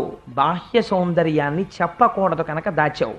కానీ నేను చెప్తున్నాను, అంతటి సౌందర్య రాశి. ఈ సౌందర్యం ఎక్కడి నుంచి వచ్చింది? లక్ష్మీదేవి అనుగ్రహం చేత వచ్చింది. ఎందుకని ఈ మాట ఎందుకు అనాలండి అంటే, కన్యాదానం చేసేటప్పుడు ఆడపిల్లని లక్ష్మిగా చూస్తారు. లక్ష్మిగా చూసి తామర పువ్వులో తీసుకొస్తున్నామని బుట్టలో కూర్చోబెట్టి తీసుకొస్తారు మేనమామలు. మేము ఎప్పుడూ మా మేనకోడలను నా దృష్టితో చూడలేదు, లక్ష్మిగా చూశామని తీసుకొస్తారు. అందుకని బట్టలు పెట్టి పంపిస్తారు ఆ మేనమామలకి. ఆ మేనమామలు తీసుకొచ్చి కూర్చోబెడితే కన్యాదాత వరుడి యందు నారాయణుణ్ణి చూసి తాను తరించిపోతాడు. తరించిపోయి పళ్ళెంలో వరుడి యొక్క కాళ్ళు పెట్టి తన భార్య నీళ్లు పోస్తుంటే తాను కాళ్ళు కడిగినటువంటి రోజున తన జన్మ సాఫల్యం.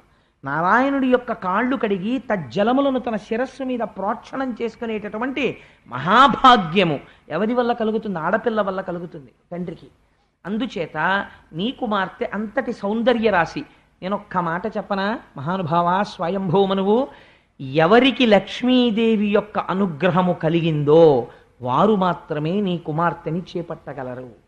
నేను చేపట్టి నా గుణములను విని నీ కుమార్తె నాకు భార్య కావడం కాదు, నాయందు లక్ష్మీదేవి ప్రసన్నురాలైనది, అందుకే నాకు ఇటువంటి భార్యనిచ్చినది.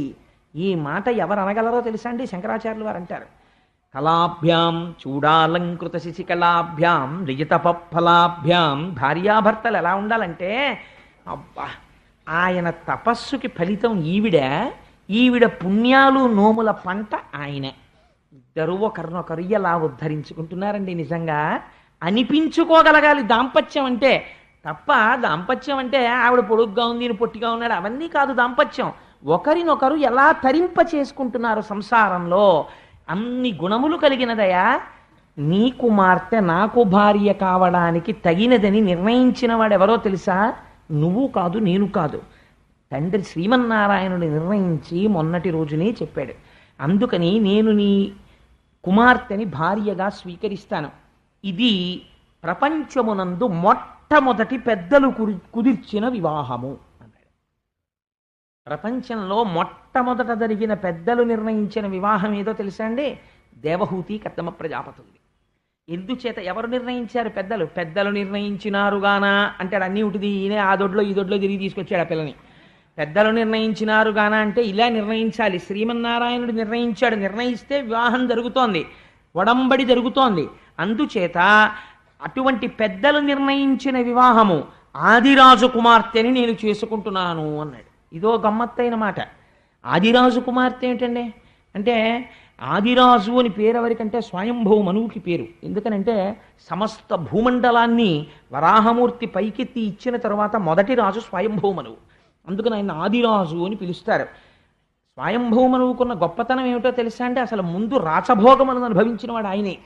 అన్ని భోగములను అనుభవిస్తున్న ఆయన ఎప్పుడు ఒకటి అనుకునేవట, ఈ భోగములు గొప్పవా, ఈశ్వర చరణారవింద సేవనము గొప్పదా, ఈ తుచ్చమైనటువంటి లాలస గొప్పదా, భగవత్కథా శ్రవణము గొప్పదా, ఈ భోగస్థానములతోడి సంగము గొప్పదా, భాగవతులతోడి కలయిక గొప్పదా అని నిరంతర ప్రశ్న వేసుకుని అవే గొప్పవి, ఇవి అల్పములు నీచములు అని నిర్ణయించుకునేవాట. అందుకే ఆయన్ని ఆదిరాజు అని పిలిచారు. ఆదిరాజు అని ఇంటి పేరున్న వాళ్ళందరికీ బహుశా ఈ లక్షణం ఉంటుందేమో. వాళ్ళు ఎంతంత పెద్ద పెద్ద ఉద్యోగాలు చేసినా, ఎంతంత చదువులు చదువుకున్నా అంత నిరాడంబరంగా, అంత పెద్ద మనిషి తరహాగా, అంత భక్తిగా ఉంటారులా ఉంది. చిత్రం చూసారా మీరు? ఇన్నాళ్ళు లేదు. ఇవాళ ఆదిరాజు గురించి ఉపన్యాసంలో వచ్చే రోజున నాకు పూలదండ వేసిన వారు ఆదిరాజు ప్రకాశరావు గారు. అలా వెయ్యాలని నిర్ణయించిన వాడు గోపాలకృష్ణుడు. ఏమంటారు దీన్ని? ఇది నేనైతే అనుకుంటానో ఇది ఈశ్వరానుగ్రహము అనుకుంటాను. అందుకని ఆదిరాజు అని బిరుదు ఆయనకి, స్వయంభవమనువుకి. ఇది పెద్దలు నిర్ణయించిన మొట్టమొదటి వివాహం. కాబట్టి ఇప్పుడు ఎందుకు ఆ మాట అనాలండి? అంటే ఈ వివాహం మనందరికీ మార్గదర్శకం. ఇప్పుడు ఇది పండుతుందా పోతుందా? నువ్వెవడివి కాలేజీలోనూ ఇంకో క్లబ్లోనూ పెద్దలు నిర్ణయించిన పెళ్ళిళ్ళు మంచివా ప్రేమ పెళ్ళిళ్ళు మంచివా అని డిబేటింగ్ కాంపిటీషన్ పెట్టడానికి వ్యాసుడు ఎప్పుడో చెప్పాడు. ఏది మంచిదో ఆయన నిర్ణయించి చెప్పేశాడు. ఇంకా నీ డిబేటింగ్ ఎందుకు? నీ అల్పజ్ఞానంతో నీకేమైనా చేతనైతే భాగవతం చదువుకోసారి వెళ్ళి చతుర్థ స్కంధం. నీకు చేత కాకపోతే నోరు ముసుగు కూర్చో. పిచ్చ డిబేటింగ్ కాంపిటీషన్ పెట్టకు, పిల్లల్ని పాడు చేసేయకు. కాబట్టి ఇది మొదటి వివాహము. కాబట్టి ఇప్పుడు మీరు ఏం చేయాలి? ఇక్కడి నుంచి గమనించడం మొదలెట్టాలి. ఓహో, ఇది ఫెయిల్ అయిందా సక్సెస్ అయిందా? సక్సెస్ అవ్వడం అంటే ఏమిటి? ఓ 3 పిల్లలు పుట్టారు, కొడుకులు పుట్టారు, కూతుళ్ళు పుట్టారు, ఇంటికి ఏసీ ఉంది, కారు ఉంది, అన్నీ ఉన్నాయి, కాబట్టి ఇద్దరు చాలా సంతోషంగా ఉన్నారు. ఇట్స్ ఎ సక్సెస్ అని మిమ్మల్ని తీర్మానం చేయమని కాదు. నేను ముందే చెప్పాను, గృహస్థాశ్రమంలో ఎందుకు ప్రవేశించారు? ఇద్దరూ ఒకరిని ఒకరు తరింప చేసుకోవడానికి ప్రవేశించారు.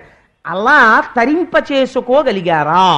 ఇది మీరు నిర్ణయం చెయ్యాలి. ఇందులో శ్రీమన్నారాయణుడు మీరు తరించగలరు అనడానికే నీకు తగిన అనుకూలమైన భార్య పెద్దల చేత నిర్ణయింపబడుతోంది. కాబట్టి మీ వివాహము ఖచ్చితంగా తరింపచేస్తుంది. ఎలా? ఆయన ఒక వరం ఇచ్చాడు. ఏమిటా వరము?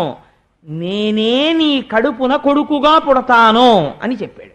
ఇది న్యాయం అండి, ఇది యథార్థం. ఎందుచేత? తండ్రి మళ్ళీ తానే కొడుకుగా వస్తున్నాడు, మళ్ళీ ఆ కొడుకు ఏం చేస్తున్నాడు? మళ్ళీ తానే కొడుకుగా వస్తున్నాడు. ఏమవుతుంది? ఆ తేజస్సు నడుస్తోంది, అలాగా వంశపారంపర్యంగా నడుస్తోంది. అందుకని ఎవరు రావాలి?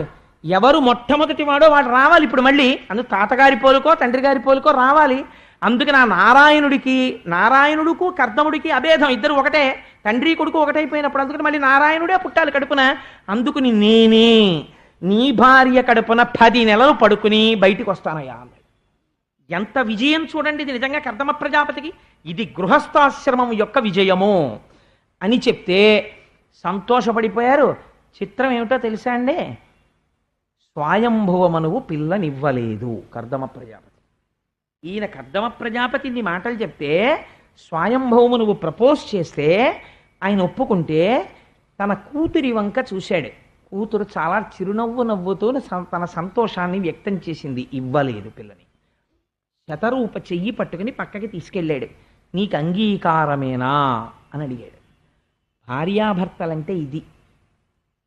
ఎంత చిన్న విషయం అవనివ్వండి, అది ఆ చిన్న విషయం కూడా భార్యకి చెప్పకుండా ఉండలేక, అయ్యో దానికి చెప్పకుండా ఉండడమా అని తనకి కలిగిన చిన్న సుఖం, చిన్న దుఃఖం, చిన్న కష్టం, చిన్న సంతోషం కూడా భార్యతో చెప్పుకోవడంలో ఆనందం పొందేటట్టుగా అనువర్తించి నడిచినటువంటి భార్య, భర్తని గెలుచుకున్న భార్య స్వాధీన వల్లభ.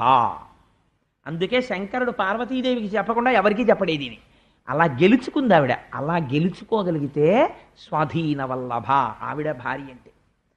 ఆయన అసలు ఆవిడ పేరు ఉట్టినే తలుచుకుంటూ ఉంటాడు, అన్నీ చెప్తాడు. ఎందుకు అలా పసిపిల్లాళ్ళ వెళ్ళి చెప్పడం? లొంగిపోయి కాదు, ఆవిడ తనని అలా గెలుచుకుంది. ఇక్కడ సింహాసనంలో అధిష్ఠితురాలయ్యింది. తన ప్రేమతో ఆయన్ని గెలుచుకుంది. ఆయనకి మార్గదర్శకత్వం చేస్తుంది. ఆయన ఎప్పుడైనా పొరపాటు పడితే అలా చేయకండి, తప్పు, మీరు ఇలా ప్రవర్తించండి అని ఆయన జీవితాన్ని ఉద్ధరించే బాట చూపిస్తుంది. అందుకే భార్య కేవలం దాసి కాదు, ఆవిడ కార్యేషు దాసి కరణేషు మంత్రి రూపేచ లక్ష్మి క్షమయా ధరిత్రి. అందుకని ఆవిడ ఎన్ని రకాలుగా సేవిస్తుందో. భార్యకున్నటువంటి స్థానం, స్త్రీకున్నటువంటి స్థానం ఎంత పరమ పవిత్రంగా ఆవిష్కరించారో చూడండి. శతరూప అంగీకరించిన తరువాత ఉత్తరక్షణ వివాహం, ముహూర్తం కుదిరింది కాబట్టి చేసేసాడు. చేసేస్తే బహుమతులు ఎవరిచ్చారో తెలుసా అండి? స్వయంభూ మనువు ఇవ్వలేదు, అత్తగారు ఇచ్చింది అల్లుడికి. ఇది ప్రేమ అంటే. మామగారు ఇవ్వడం కాదు, అత్తగారు మధుపర్కం ఇస్తుంది. మధుపర్కం ఇచ్చింది కాబట్టి అత్తగారికి అధికారం ఉంది. ఓయ్ అల్లుడు, నువ్వు ఈ స్ట్రైప్ షర్ట్ వేసుకోవాయి, బాగుంటుంది నీకు అని ఓ చొక్కా కుట్టించి ఇవ్వడానికో, లేకపోతే అల్లుడు గారు మీరు సరదాగా ఆడుకోవడానికి మీరు టైర్ అయిపోయి వస్తారు కదా, రాత్రి 10ంటికో 11ంటికో మా అమ్మాయితో కాసేపు రిలాక్స్ అవ్వడానికి క్యారం బోర్డు ఆడుకోండి అని ఒక క్యారం బోర్డు కొనిచ్చింది అనుకోండి అత్తగారు, పొంగిపోవాలి అల్లుడు. మా అత్తగారు ఇంత చేస్తే ఆషాఢ మాసంలో క్యారం బోర్డు ఇచ్చింది అనకూడదు. నా మానసికోల్లాసానికి క్యారం బోర్డు కొనిచ్చింది మా అత్తగారని పొంగిపోవాలి. ఎందుకలాగా అంటే తన కొడుకు ఎలా సంతోషించాలి, ఆడుకోవాలి, ఆనందంగా ఉండాలని చూస్తుందో అలా చూస్తుంది. మీకు చిత్రం ఏమిటో తెలుసా అండి, కర్దమ ప్రజాపతి లాంటి యోగి పురుషుడికి అత్తగారైనటువంటి శతరూప ఇచ్చిన బహుమానాల్లో ఏమున్నాయో తెలుసా? క్రీడా పరికరాలు ఉన్నాయి, ఆడుకునే ఆట వస్తువులు. అలా ఇవ్వడం ఏంటంటే అంతే, అది మొదటి వివాహం, అలా ఇవ్వాలి. అందుకని ఇవ్వవచ్చా ఏమిటండి ఇవన్నీ అలాంటివన్నీ ఇచ్చారు అంటే, నేనైతే చేస్తాను, నా కూతురు పెళ్ళైనప్పుడు సారెలో ఓ క్యారం బోర్డు చెస్ బోర్డు కొనిస్తాను. ఎందుకంటే నేను కర్దమ ప్రజాపతి గురించి చదువుకున్నాను కాబట్టి. అలా ఇవ్వాలి, కాబట్టి అలా ఇవ్వడం న్యాయం. మధుపర్కం ఇచ్చిన వాళ్ళు అలా ఇవ్వాలి. అందులో నా అల్లుడు కూడా సంతోషించాలి, అతను ఉల్లాసంగా ఉండాలన్న నా కోరిక ఉంది, నా భార్య కోరిక ఉంది కదా, అందుకని ఇస్తే తప్పు లేదు. అంటే నిజంగా అసలు మన వివాహాలు ఎలా ఉండేవో, ఎంత అందంగా ఉండేవో మీరు ఒకసారి చూడండి. అందుచేత అంతవరకు చాలా మా చర్చ అక్కర్లేదు దానికి. అందుచేత దాని మీద అలాంటి క్రీడా పరికరములతో సహా ఇస్తే చాలా సంతోషించి ఆమెని అప్పజెప్పి విడిచిపెట్టి వెళ్ళలేక ఇంత స్వయంభువమనువు, ఇంత ధర్మం తెలుసున్నవాడు, ఇంత అల్లుణ్ణి పొందినవాడు కన్నుల నీరు పెట్టుకుని భారమైన గుండెలతో వెనక్కి తిరిగి చూస్తూ వెళ్ళలేక వెళ్ళేట. మీకు శాస్త్రంలో ఒక గొప్ప రహస్యం చెప్పనండి. పుట్టింట్లో ఉండగా ప్రేమ తల్లిది, నిజంగా కూతురు అత్తవారింటికి వెళ్ళేటప్పుడు నిజమైన శోకం గుండెల్లోంచి బయటకు వచ్చే బడబాగ్ని తండ్రిది. ఏడవలేక అంటే అప్పగింతల పీటల మీద లోపలికెళ్ళి కళ్ళ నీళ్లు తుడుచుకుని ముక్కు చీదుకుంటుంటే బాత్రూంలోకి వెళ్ళి, ఏమిటండి అన్ని చెప్తారు మీరు భలేవరే, ఆ ఏడవడం ఏంటి తప్పు కదా, మీరు మగవారికి అన్నమ్మడి నీళ్ళు రావచ్చా అంటారు. ఆడపిల్ల వెళ్ళిపోతుంటే తండ్రి అంత బెంగ పెట్టుకుంటాడు, పైకి చెప్పుకోలేడు కానీ అన్నం తినడు. వెళ్ళిపోతుంది అన్న ఆలోచన వస్తేనే అబ్బాయి ఎందుకు లేదు అంత తొందరగా పెళ్ళి అనిపించి వాయిదా వేసేద్దాం అనిపిస్తుంది. ఆడపిల్లని పంపడం అంటే అంత కష్టంగా ఉంటుందండి, తండ్రికి అంత బెంగగా ఉంటుంది. మీరు లక్ష్మీ కళ్యాణంలో విందురు కానీ సముద్రుడు ఎంత బాధపడ్డాడో ఎదరొస్తుంది కదా ఇంకొక వారం రోజుల్లో అసలు లక్ష్మీ కళ్యాణం, అప్పుడు చూద్దురు కానీ దాని అందం ఏమిటో అసలు. సరే, అందుచేత ఇంతటి స్వయంభవమనువు బెంగ పెట్టుకుని వెనక్కి తిరిగి వెళ్ళేట. మొదటి వివాహం ఎలా ఉండాలో అలాగే వర్ణించారు. తిరిగి వెళ్ళిపోతుంటే ఆయన వెళ్ళిపోతూ సరస్వతీ నదీ తీరంలో ఉన్నటువంటి మహాపురుషులందరినీ సేవిస్తూ తిరిగి వెళ్ళిపోయాడు. వెళ్ళిపోతే ఆయన రాజధాని పేరు బర్హిష్మతి. అదో విచిత్రమైన ఊరు. దానికి బర్హిష్మతి అన్న పేరు ఎందుకు వచ్చిందో తెలుసా అండి? ఏ పేరు అనవసరంగా పెట్టరు మన వాళ్ళు. యజ్ఞవరాహమూర్తి నీటిలోంచి భూమిని పైకి తీయడం కోసమని నీటిలో తన యొక్క ముట్టె పెట్టి చాలాసేపు వెతికాడు.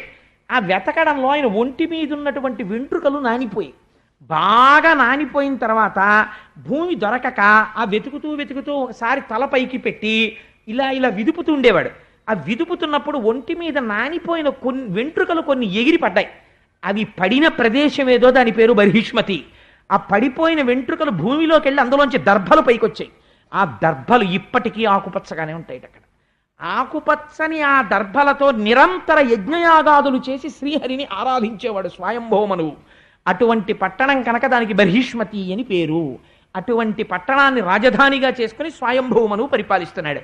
అంటే ఎంత వైదిక కర్మాచరణము కలిగిన వాడో, ఎంతటి ఈశ్వర సంబంధం ఉన్నటువంటి ప్రదేశమునందు ఆయన ఉన్నటువంటి వాడో మీరు ఆలోచించండి. సరే, అందుచేత కొంతకాలం అయిపోయింది. ఈవిడ మహాసౌందర్య రాశి. ఒక్క మాట మీరు అర్థం చేసేసుకున్నారు కదండి. విశ్వవసు అంతటి వాడు ఆకాశంలోంచి కింద పడిపోయాడు స్పృహ తప్పి. అంతటి అందగత్తె ఈవిడ కర్దమ ప్రజాపతిని సేవిస్తోంది. నేను ఇవాళ రేపు జరుగుతున్న పెళ్లిళ్ళ గురించి చెప్పను, ఎందుకంటే భాగవతం చెప్తున్న నోటితో అవి చెప్పడం నాకు అసహ్యం. కానీ మీరు ఒకటి ఆలోచించండి, ఇంత సౌందర్య రాశి అయిన భార్య భర్తకి ఉపచారం చేస్తోంది. ఆయన ఏం చేస్తున్నాడు? తపస్సు పాటిస్తున్నాడు, నియమములు పాటిస్తున్నాడు. భర్త తపస్సు పాటించి నియమములు పాటిస్తే భార్య ఏం చెయ్యాలి? ఆవిడ అవే పాటించాలి. ఆయన భూశయనం చేస్తున్నాడు, ఆవిడ భూశయనం చేస్తోంది. ఆయన తపస్సు చేసుకుంటున్నాడు, ఆవిడ ఆయనకి కావలసినటువంటి ఫలాలు, ఆ సమయానికి కావలసిన పువ్వులు, ఆ సమయానికి కావలసిన తేనె అందిస్తోంది. ఆయనకి బాహ్యస్మృతి లేదు, తపస్సు చేసుకుంటూ పొంగిపోతున్నాడు. ఈవిడ ఇటువంటి భర్త దొరికాడని పొంగిపోయి ఆయన అనువర్తిస్తోంది. ఒక రాచసౌధంలో పెరిగి దాసదాసీజనము చేత సేవలందుకున్నటువంటి స్త్రీ తన భర్తకి సేవ చేయడానికి నిర్మానుష్యమైన ఒక ఆశ్రమములో భర్తకి సేవ చేయడంలో అలిసిపోయి, ఒక అంగరాగం లేదు, ఒక పన్నీటి స్నానం లేదు, కేశపాశమునకు సుగంధ తైలం లేదు, ఏవీ లేవు. ఆ తల స్నానాలు చేసి చేసి చేసి చేసి నల్లటి జుట్టు ఎర్రగా అయిపోయింది. అదంతా జటలు కట్టేసి ఆ జుట్టు జటలు కింద వేలాడుతోంది. ఆవిడ శుష్కించిపోయి శల్యం అయిపోయింది, అంత సన్నపడిపోయింది. ఒకనాడు దేవహూతి చూడడానికి ఎంత అందంగా ఉండేదో ఇప్పుడంతా శుష్కించిపోయింది. వ్యాసుల వారు ఎంత గొప్ప ఉపమానం వేశారో తెలుసా అండి? పార్వతీదేవి పరమశివుని సేవించినట్లు. ఆవిడ అపర్ణ అయితే అప్పుడు పరమశివుడు సంతోషించాడు. ఈవిడ అంతగా సృష్టించిపోయాక ఒకరోజు తపస్సులోంచి లేచి నడుస్తూ ఎందుకో ఇలా చూశాడు దేవహూతి వంక. ఆవిడ శరీరాన్ని చూసి ఆశ్చర్యపోయాడు. నేను ఒకనాడు ఈవిడ సౌందర్యాన్ని వర్ణన చేశాను.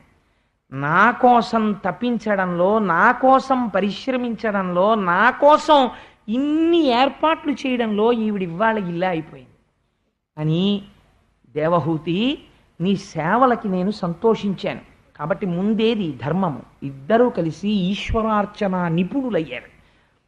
నీకు నా వలన తీరవలసిన కోరికేమి అని అడిగాడు. అంటే ఆవిడంది, ఒక సౌశీల్యవతురాలైనటువంటి స్త్రీ భర్త వలన ఏ సుఖాన్ని కోరుతుంది?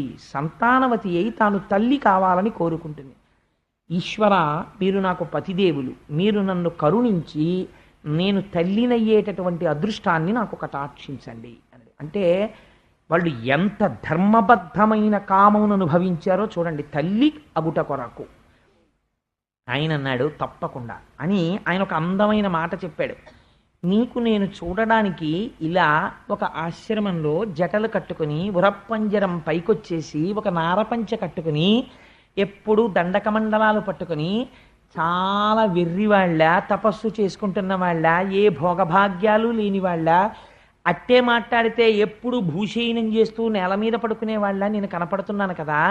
నాకున్న భోగాలు ఎటువంటివో తెలుసా దేవహూతి? ఈ భూమి యందు సార్వభౌములమని ఈ సమస్త భూమండలాన్ని ఏలగలమన్న చక్రవర్తులకు లేని భోగములు నాకున్నాయి. ఎక్కడివో తెలుసా అని చెప్తున్నాడు చూడండి. మానిత ధర్మ మార్గ మహిమస్ఫుట భూరి తపస్సమాధి విద్యాని భృతాత్మయోగ సముపార్జిత విష్ణు కటాక్షలబ్ధ శోభానగా దివ్యభోగ బహుభద్ర వితానము అస్మదీయ సేవానరతిన్ లభించు అనివారణ నిత్తును దివ్య దృష్టియున్. నేను నిరంతరము శ్రీమన్నారాయణుణ్ణి సేవించాను, అపారమైన భక్తితో యోగాన్ని అవలంబించాను, గొప్ప తపస్సు చేశాను. దాని చేత నాకు ఈశ్వరానుగ్రహంగా యోగశక్తి చేత కల్పింపబడవలసినటువంటి భోగోపకరణములున్నాయి. అవి సామాన్యులకు దొరికేటటువంటివి కావు. వాటిని నేను నా తపశ్శక్తితో సృజిస్తున్నాను. అవి ఇతరులకు కనపడవు కూడా. అటువంటి వాటిని చూడడానికి వీలైన దివ్య దృష్టిని నీకు ఇస్తున్నాను, చూడా భోగోపకరణములనని దివ్య దృష్టిని ఇచ్చాడు. ఇస్తే ఆవిడ తెల్లపోయింది. ఒక పెద్ద భవనం ఒకటి వచ్చింది. ఆ భవనములో గొప్ప గొప్ప శయ్యామందిరములు. ఆ శయ్యామందిరమునకు ఏనుగుల యొక్క దంతములతో చేయబడినటువంటి కోళ్ళు, వాటి మీద మంచి మంచి ఆస్తరణములు, వాటి మీద పరచబడినటువంటి వస్త్రములు, కట్టుకోవడానికి వీలుగా వ్రేలాడుతున్నటువంటి పట్టు చీనాంబరములు, బంగారము వెండితో చేయబడిన స్తంభములు, వజ్ర వైఢూర్య మరకత మాణిక్యములు వాటికి తాపడం చేయబడ్డాయి. లోపల శయనాగారములు, మళ్ళీ బయటికి వచ్చేటప్పటికి ప్రాంగణములు. అంటే మనం ఇప్పుడు డ్రాయింగ్ రూము, హాల్ అంటామే, అటువంటి ప్రాంగణములు. అందులో అతిథులు వస్తే కూర్చోవడానికి కావలసినటువంటి దివ్యమైనటువంటి తల్పములు, తినడానికి కావలసినటువంటి మధురమైనటువంటి ఆహారములు, తాగడానికి కావలసినటువంటి పానములు, ఒక గొప్ప విమానము, అందులో మళ్ళీ ఒక శయ్య, అందులో కూర్చోవడానికి ఆసనములు, ఇవన్నీ కనపడ్డాయి. ఆవిడ తెల్లబోయింది. ఎక్కడ చూసినా పుష్పహారములు, వాటి మీద వాలి గండు తుమ్మెదలు చేస్తున్నటువంటి రొద, ఆ వాటిలోంచి పడుతున్నటువంటి తేనెబొట్లు, వాటి మించి వస్తున్న సువాసన అలా నిలబడిపోయిందంతే. ఈ స్థితిలో ఉన్న దేవహూతికి ఉత్తర క్షణంలో ఇవన్నీ కనపడ్డాయి. కనబడితే కర్దమ ప్రజాపతి అన్నాడు, దేవహూతి, అదిగో బిందు సరోవరం, అందులో దిగి స్నానం చేసి బయటికి రా అన్నాడు. ఒక్కసారి ఆ శ్రీమన్నారాయణుడి కంటి వెంట పడిన ఆనంద బాష్పముల చేత ఏర్పడిన బిందు సరోవరమునందు ఆ దేవహూతి దిగి స్నానం చేసి పైకొచ్చింది. వచ్చేటప్పటికి పూర్వం దేవహూతి ఎంతటి సౌందర్యంతో ఉండేదో దానికి 10,000 రెట్ల సౌందర్యాన్ని పొందింది. అక్కడ 1,000 మంది దివ్యమైన కాంతలు కనపడ్డారు. వాళ్ళు వచ్చి ఆవిడికి పట్టుపుట్టములు కట్టి అంగరాగముల నలది ఆవిడికి చక్కటి కేశపాశమును ముడివేసి అందులో రకరకాలైన పువ్వులు పెట్టి రకరకాలైన హారములను అలంకరించి ఒక నిలువుటద్దం పట్టుకొచ్చి ఆవిడ ముందు పెట్టి అమ్మ చూసుకోని సోయగం అన్నారు. అద్దంలో దేవహూతి తన సోయగాన్ని తాను చూసుకుని వెంటనే తన భర్తని స్మరించినది. ఎంత ధర్మం ఉందో చూడండి అందులో. అంతకన్నా నేను వ్యాఖ్యానం చేయక్కర్లేదు. భర్తని స్మరించినది. ఉత్తర క్షణం కర్దమ ప్రజాపతి ప్రత్యక్షమయ్యాడు. ప్రత్యక్షమై మనం ఎవరు అనుభవించని భోగములను అనుభవిద్దాం దా అన్నాడు. అని విమానం ఎక్కించాడు. ఆ విమానం ఎటువంటి విమానమో తెలుసా అండి? ఏదో ఏసీతోటి వాటితోటి భూమి మీద ఉండే ఇల్లు కాదు.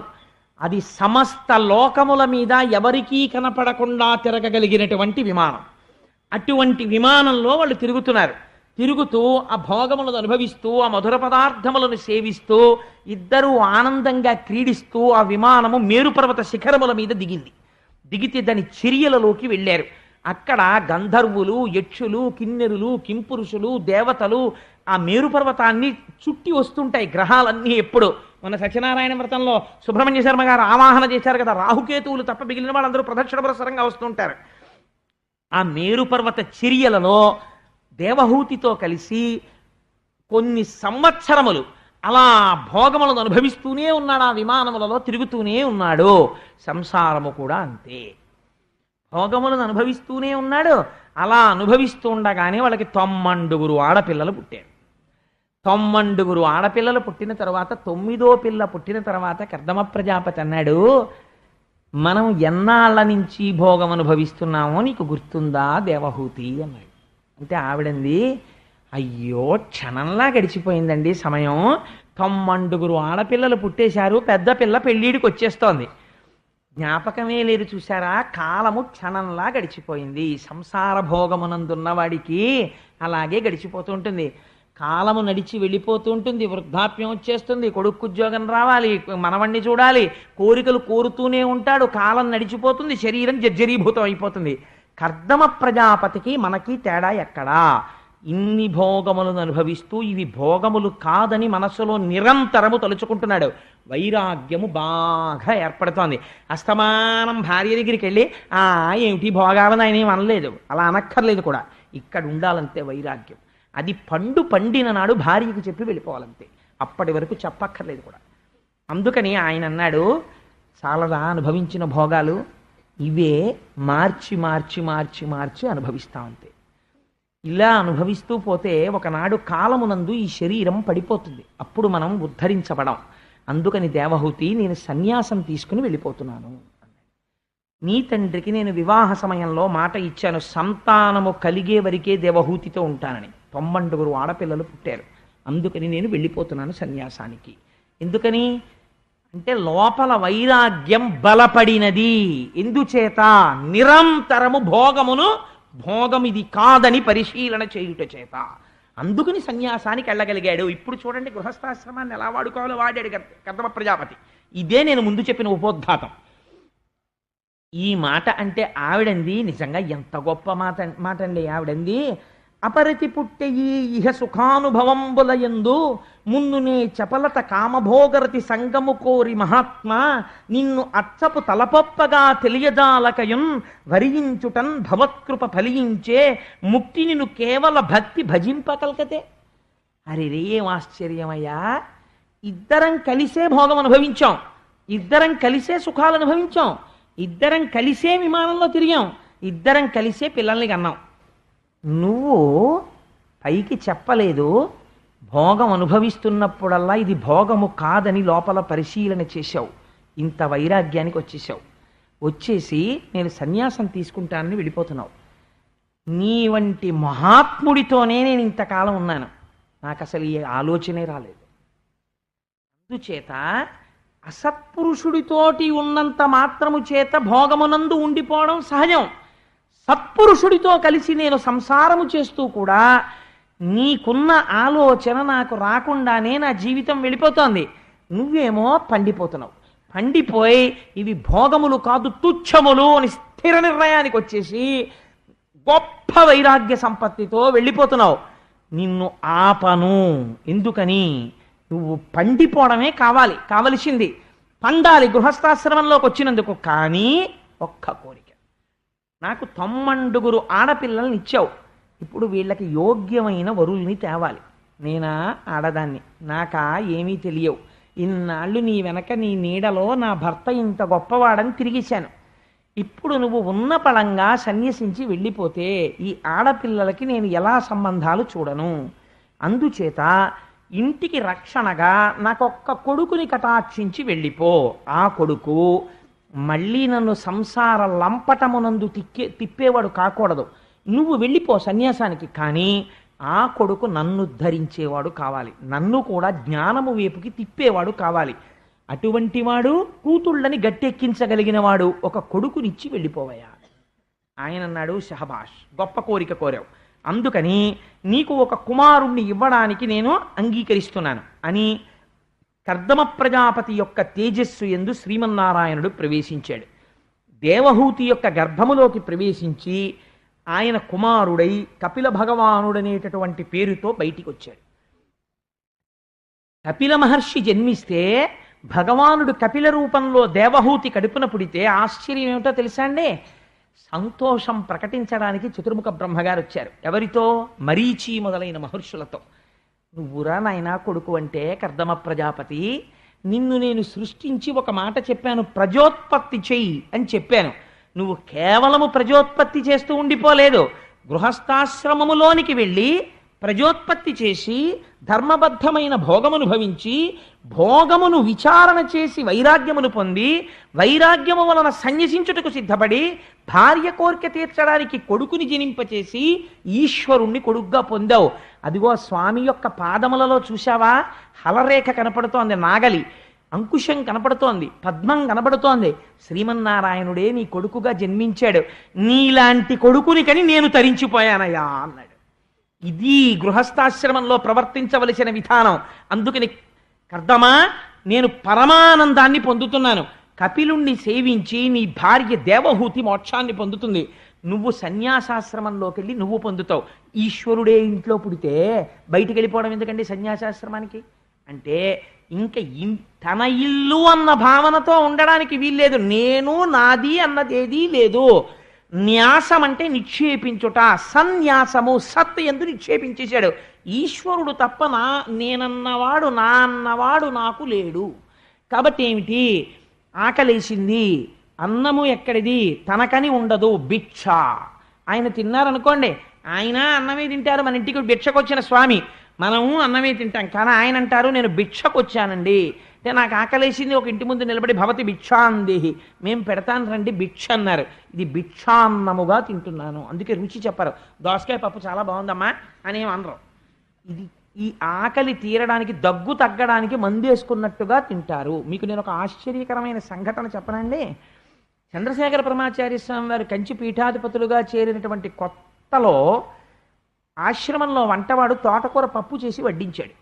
వడ్డిస్తే పరమాచార్య స్వామి వారి నోటి వెంట పుసుక్కునో మాట వచ్చింది, పప్పు చాలా బాగుంది అన్నారు.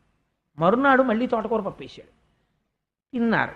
3వ రోజు తోటకూర పప్పు వేశాడు, తిన్నారు. 4వ రోజు తోటకూర పప్పు వేశాడు, తిన్నారు. 5వ రోజు ఆయనకి భిక్ష తీసుకొస్తుంటే అన్నారు, ఇవాళ భిక్ష అక్కర్లేదన్నారు. అంటే భిక్ష అక్కర్లేదన్నారు, ఏమన్నా కడుపులో కొంచెం ఇబ్బందిగా ఉందేమో అని ఊరుకున్నారు. వారం రోజులు అయిపోయింది, 10 రోజులు అయిపోయింది, భిక్ష తీసుకోరు. రోజు భిక్ష తీసుకోవలసిన సమయంలో గోశాలలోకి వెళ్ళి ఆవు పంచకంలోంచి పేడ పెసర కొద్దిగా తీసి నలిపి ఆ ఉండ నోట్లో వేసుకుని లోపలికి వెళ్ళిపోయేవారు. ఆఖరికి ఎవరు పడితే వాళ్ళు పీఠాధిపతులను ఏది పడితే అది అడగడం కుదరదు. ఆస్థాన పౌరాణికుల్ని పిలిపించారు. ఎందుకు స్వీకరించట్లేదు భిక్ష అడగమన్నారు. అడిగితే చంద్రశేఖర పరమాచార్య స్వామి చెప్పారు, నేను రేపొద్దున్న ఎక్కడికైనా వెడితే కంచికామకోటి పీఠాధిపతులు, శంకర భగవత్పాదుల శిష్యులు, శ్రీ శ్రీ శ్రీ చంద్రశేఖర పరమాచార్య స్వామి వారు విజయం చేస్తున్నారని చెప్తారు. నేను కట్టుకున్నది కాషాయం, సన్యసించాను. ఒక తోటకూర పప్పు రుచికి లొంగిపోయి నేను ఈ జిహ్వతో ఆ పప్పు బాగుంది అన్నాను. ఈ నాలుకతో తోటకూర పప్పు రుచికి లొంగినటువంటి నేను రేపు ప్రజానీకానికి ప్రతి ఊరు వెళ్ళి మీరు ఇంద్రియాల్ని నిగ్రహించుకోండి అని అనుగ్రహ భాషణం చెయ్యనా? ఏ నాలుక పప్పు రుచికి లొంగిందో దాన్ని ఆవు పేడతో శుద్ధి చేస్తున్నాను 11 రోజులు, అందుకని ముట్టన పదార్థం అన్నారు. ఇది మహాపురుషులంటే అంత జాగ్రత్తగా ఉంటారండి. ఒక మాట అంటే ఇంద్రియాలను నిగ్రహించుకోవడం అంటే అంత జాగ్రత్తగా ఉంటుంది, అంత తేలిక కాదు అది. కాబట్టి మహానుభావుడు ఆ కపిల మహర్షి జన్మిస్తే నమస్కరించి చతుర్ముఖ బ్రహ్మగారు పొంగిపోయారు. పొంగిపోతే ఆయన వెళ్ళిపోయిన తరువాత కర్దమ ప్రజాపతి తనకు కలిగినటువంటి 9 మంది కుమార్తెల్ని ఎవరికిచ్చి దానం చెయ్యాలి అంటే, మళ్ళీ ఇంటి పెద్దగారు తండ్రి గారు బతికున్నాడు ఇంకా చతుర్ముఖ బ్రహ్మగారు, ఆయన పేరు మీద పడుతోంది శుభలేఖ. ఆయన నిర్ణయించవలసిన వాడు ఇంటి పెద్ద ఆయనకి చెప్పాలి, నాన్నగారు ఎవరికి ఇవ్వనండి మా పిల్లల్ని అని అడగాలి. ఒరే ఫలానా ఫలానా వాళ్ళకి ఇవ్వరా అని ఆయన అనుభవంతో చెప్పాలి. గృహస్థాశ్రమం ఎలా ఉంటుందో కర్దమ ప్రజాపతి జీవితం అలాగే ఉంటుంది. చతుర్ముఖ బ్రహ్మగారు చెప్పారు, నీకు కలిగిన 9 పిల్లల్ని 9 ఋషులకి ఇచ్చి పెళ్లి చేయి అన్నారు. అంటే మరీచి మహర్షికి కళ అనబడే కుమార్తెనిచ్చారు. అత్రి మహర్షికి అనసూయనిచ్చి వివాహం చేశారు. అంగీరసునకు శ్రద్ధ అనబడేటటువంటి అమ్మాయినిచ్చి పెళ్లి చేశారు. పులశ్చనకు హవిర్భవు అనబడేటటువంటి అమ్మాయినిచ్చి పెళ్లి చేశారు. పులహునకు గతి, క్రతువునకు క్రియ, భృగువుకు ఖ్యాతి, వశిష్ఠునకు అరుంధతి, అధుర్వునకు శాంతి. 9 ఋషులకి 9 కన్యల్నిచ్చి కన్యాదానం చేశాడు. చేసిన తర్వాత తను సన్యసించి వెళ్ళిపోయే ముందు లోపలికి వెళ్ళి చంటి పిల్లవాడు ఆ పడుకునున్నాడు కపిలుడు, ఆయన ఎవరో కర్దముడికి తెలుసు. అందుకని చంటి పిల్లవాడిగా ఉన్నటువంటి పిల్లడి ముందు తండ్రి నమస్కరించి స్తోత్రం చేస్తున్నాడు. మహానుభావా, మీరెందుకు జన్మించారో నాకు తెలుసు.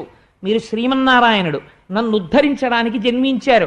నాకు పితృరుణం తీరదు కొడుకు పుట్టకపోతే, అందుకని కొడుకుగా పుట్టి నన్ను పితృరుణం నుంచి ఉద్ధరించారు. అసలు మీ యొక్క సౌజన్యానికి హద్దు లేదు తండ్రి, మీకు నమస్కారం అన్నాడు. అంటే ఆయన అన్నారు, నా చేత పూర్వంబునందు ప్రతిశ్రుతమైన వచనముల్ తప్పక వర మునీంద్రని ఇంట పుట్టితి, నిర్హేతుక స్థితి భూరి దయాగుణంబున అవాప్త సకల కాముండ నేను సన్మునివేషంబు ధరించుటెల్ల నా కొరకు కాదు, విను మహాత్ములకైన మునులకు పరమాత్మ గురు సద్వివేకంబు సరసి చూపు తత్వ బోధంబు కొరకును తల్పబడిన అంచిత వ్యక్త మార్గమైనట్టి దేహమని తలంపుము మత్పదధ్యాన శక్తి ధీపరాయణ మహిమంబు తేజరిల్లా. ఇతపూర్వం నేను ఒకసారి ఈ భూమండలం మీద జన్మించి సాంఖ్యం అనేటటువంటి వేదాంతాన్ని బోధ చేశాను. సాంఖ్యం అంటే తత్వం ఎన్ని రకాలుగా ఉంటుందో చెప్పడం, ఆ సంఖ్యతో నిర్ణయించి చెప్పడం. ఆ సాంఖ్యము చెప్పాను, కానీ లోకం మరిచిపోయింది. మళ్ళీ సాంఖ్యము చెప్పడం కోసం నీకు కొడుకుగా పుట్టాను, నీకు మాట ఇచ్చాను నీకు కొడుకుగా పుడతానని, మాట తప్పలేదు, నీకు కొడుకుగా పుట్టాను. నాయనా నువ్వు సన్యసించి వెళ్ళిపో, నువ్వు మోక్షాన్ని పొందుతావు అంటే ఆయన అన్నారు, నా భార్య నీకు తల్లి అయినటువంటి దేవహూతిని స్వామి నువ్వు ఉద్ధరించాలన్నారు. తప్పకుండా ఉద్ధరిస్తానన్నారు. పెరిగి పెద్దవాడయ్యాడు కపిల మహర్షి, తపస్సు చేసుకుంటున్నాడు ఆ బిందు సరోవరంలో కూర్చుని. ఆ 9 పిల్లల పెళ్లిళ్ళు అయిపోయాయి. మహానుభావుడిచ్చినటువంటి భోగోపకరణములన్నీ ఎక్కడున్నాయో తెలుసా అండి? కర్దమ ప్రజాపతి ఇచ్చిన భోగోపకరణములు అక్కడే ఉన్నాయి. అన్ని భార్యకి ఇచ్చి వెళ్ళాడు. ఇన్ని భోగోపకరణముల మీద వైరాగ్యం పుట్టింది భర్త వెళ్ళిపోగానే. నా భర్త అంతటి స్థితిని పొందాడు, నేను ఇంకా ఈ సంసార లంపటమునందు పడిపోయి ఉండిపోయాను, నేను కూడా ఉద్ధరింపబడాలి.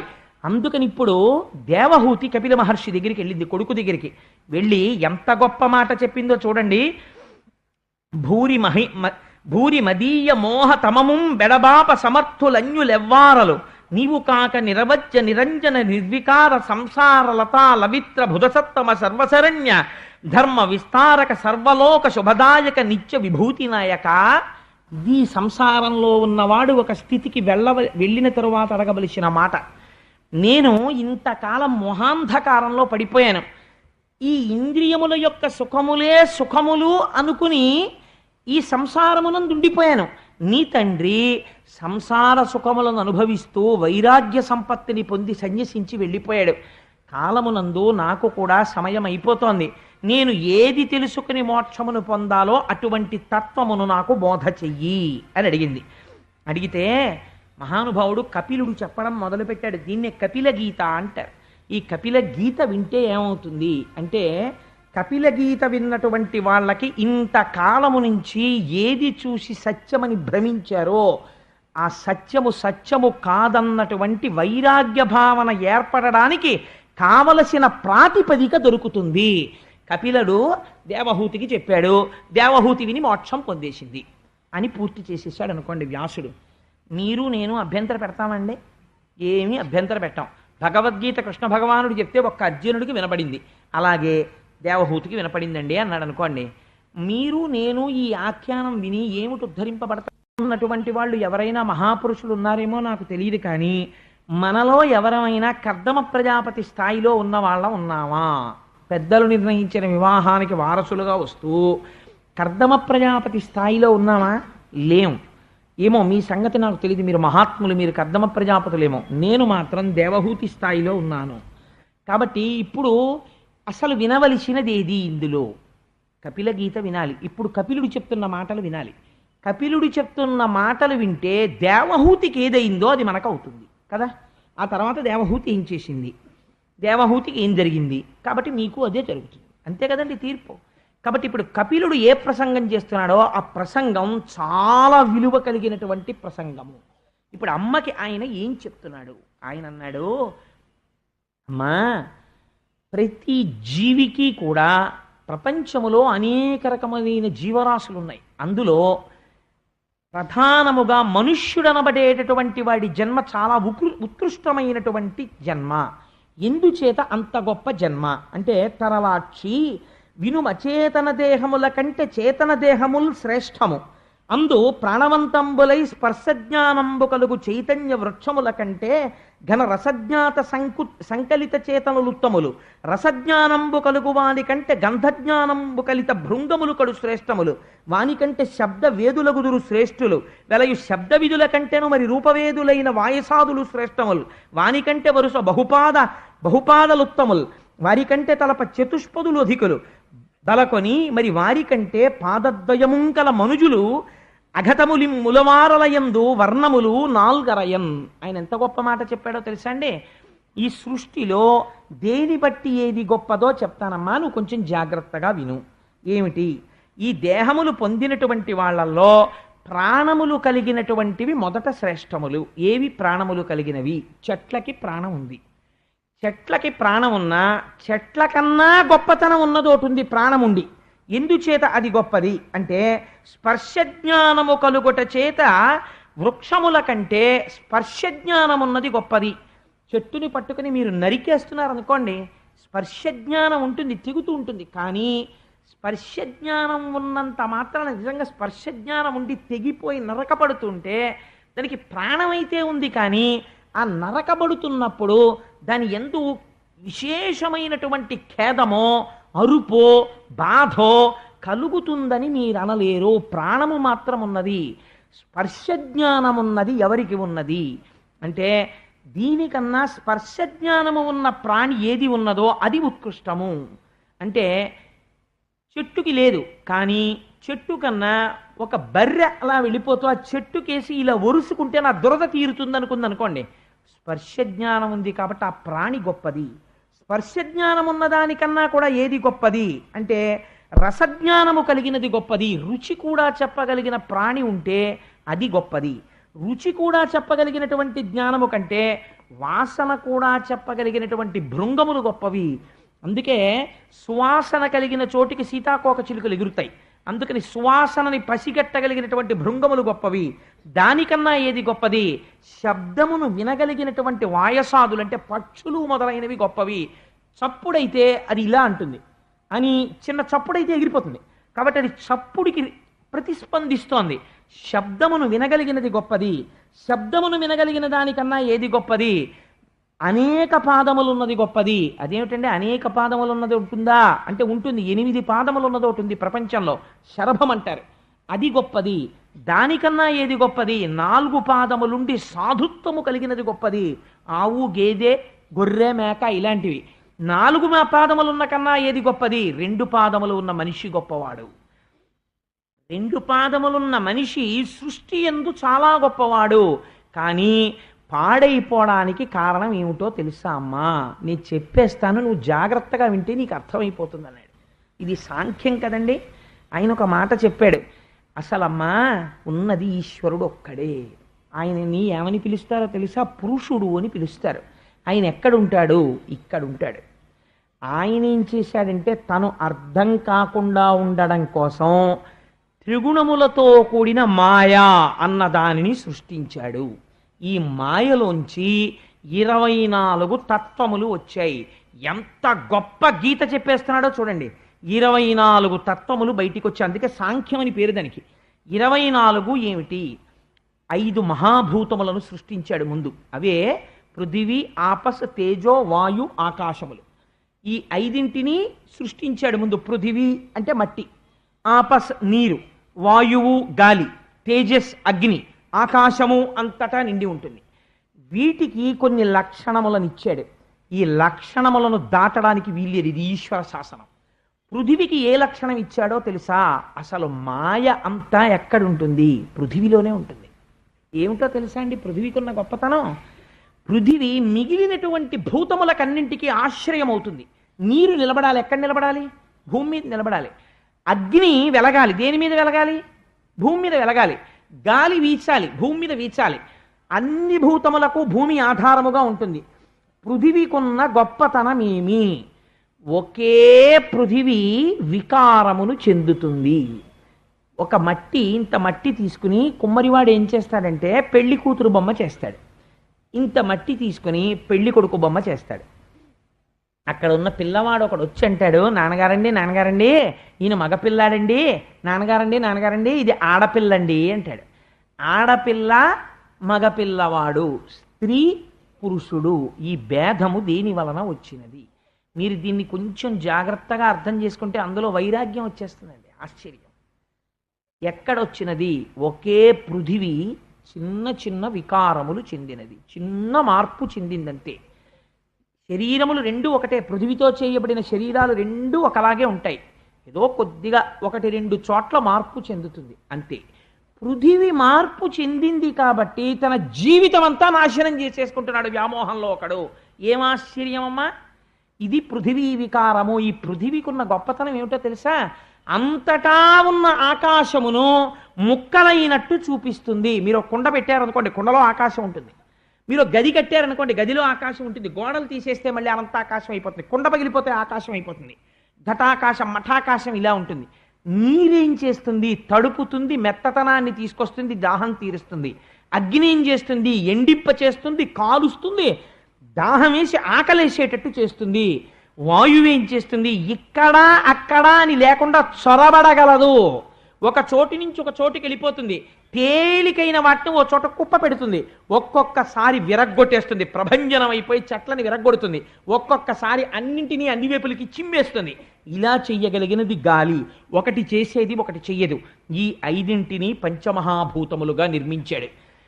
ఈ పంచభూతములను నిర్మించిన వాడు అక్కడతో ఊరుకోలేదు. పంచభూతములను నిర్మించి పిండాండములో 5 కర్మేంద్రియములను సృష్టించాడు. వీటికి ఏమి జ్ఞానం ఉండదు. కాళ్ళు, చేతులు 2, నోరు 3, మలద్వారము 4, మూత్రద్వారము 5, 5 కర్మేంద్రియాలు. 5 జ్ఞానేంద్రియాలను సృష్టించాడు. అవే కన్ను, ముక్కు, చెవు, నాలుక, చర్మము. ఈ 5ంటిని సృష్టించాడు. ఇప్పటికి 15 అయ్యాయి. ఇప్పుడు పెద్ద ఆట ఆడాడు. ఇప్పుడు ఆయన ఆడిన ఆట ఏమిటో తెలుసా అమ్మా? ఆయన తెలియకుండా ఉండడం కోసమని ఆయనే ఇక్కడ కూర్చుని ఆయనే వీటన్నిటిలోకి ప్రవహిస్తున్నాడు. ప్రవహిస్తూ ఒక గమ్మత్తు చేశాడమ్మా. ఇది ఎవడు తెలుసుకుంటున్నాడో వాడికి వైరాగ్యం వస్తోంది అన్నాడు. ఏది తెలుసుకోవాలి? మీరు కొంచెం జాగ్రత్తగా ఆలోచించాలి. ఇది బయట భూమి ఉంది కదండి, ఇక్కడ భూమి లేదండి, ఇదంతా భూమి ఉంది, పృథివీ. ఈ పృథివికి ఒక తన్మాత్రని సృష్టించాడు ఆయన. ఏమిటా తన్మాత్ర అంటే? సూక్ష్మభూతం అంటారు దాన్ని. ఏమిటది అంటే పృథివికి వాసన ఉంటుంది. అందుకే మీరు ఎండిపోయిన నేల మీద నీళ్లు పోసారనుకోండి, కమ్మటి వాసన వస్తుంది. పృథివికి వాసన ఉంటుంది. పృథివికి వాసన అన్న తన్మాత్రని సృష్టించి వాసన పట్టుకోవడానికి ఈ శరీరంలో ఒక కేంద్రాన్ని పెట్టాడు, రాడార్ పెట్టినట్టు. అది ఎక్కడుంది? ముక్కు. ఈ ముక్కు జ్ఞానేంద్రియం ఇదేం చేస్తుంది? పృథివిలోంచి వస్తున్న వాసనలు పసిగడుతూ ఉంటుంది. అలాగే నీటికి రుచిని పెట్టాడు, పోషించగలిగిన శక్తి పెట్టాడు. ఆ రుచిని పట్టుకోవడానికి ఇక్కడ నాలుకని పెట్టాడు.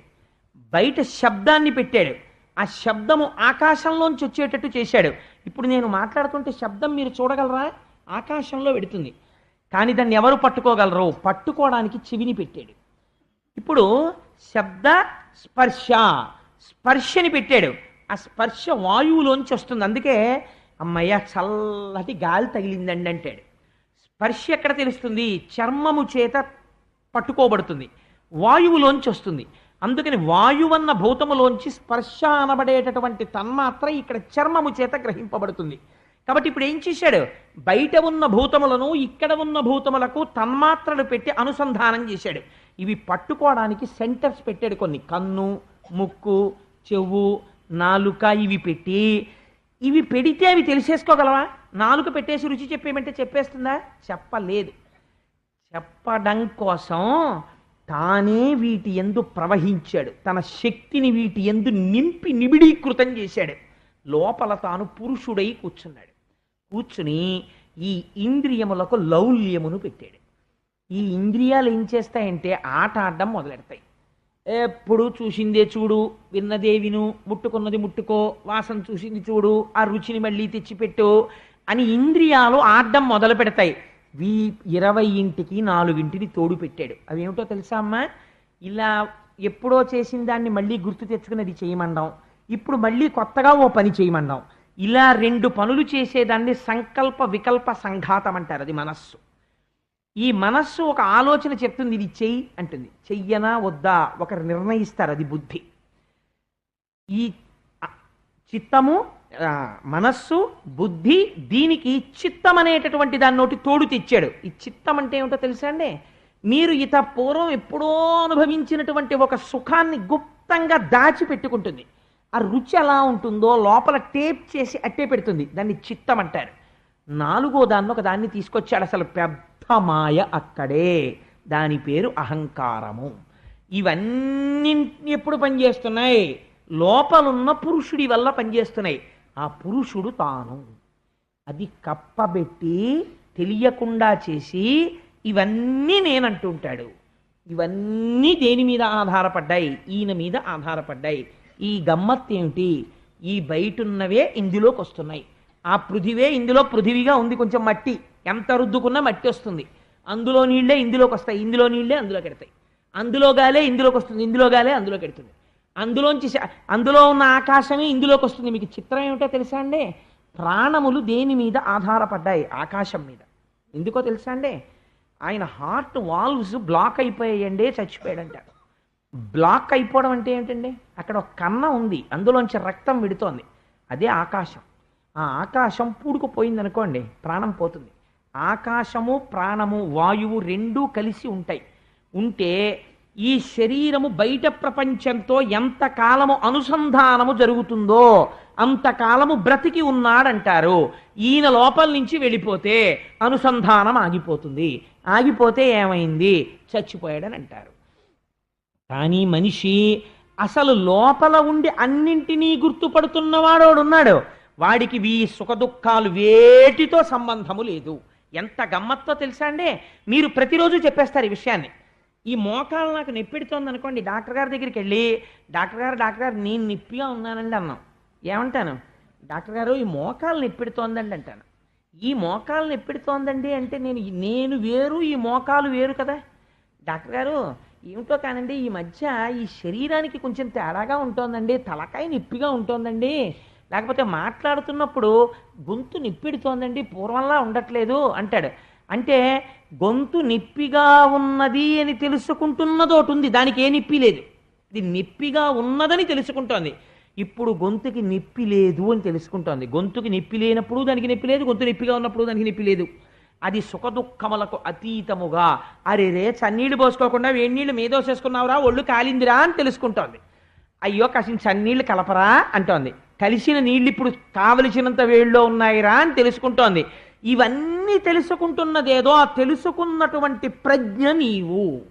అయితే అది వదిలిపెట్టేసి అవన్నీ ప్రసరిస్తున్న శరీరం ఏదుందో ఆ శరీరమును పట్టుకుని ఇది నేను ఇది నేను ఇది నేను అని మాయలో ఉన్నాడు. కాబట్టి ఏం చేస్తాడు? దీనికి ఏది సుఖమో అది సుఖం అనుకుంటున్నాడు, దీనికి ఏది దుఃఖమో అది దుఃఖం అనుకుంటున్నాడు.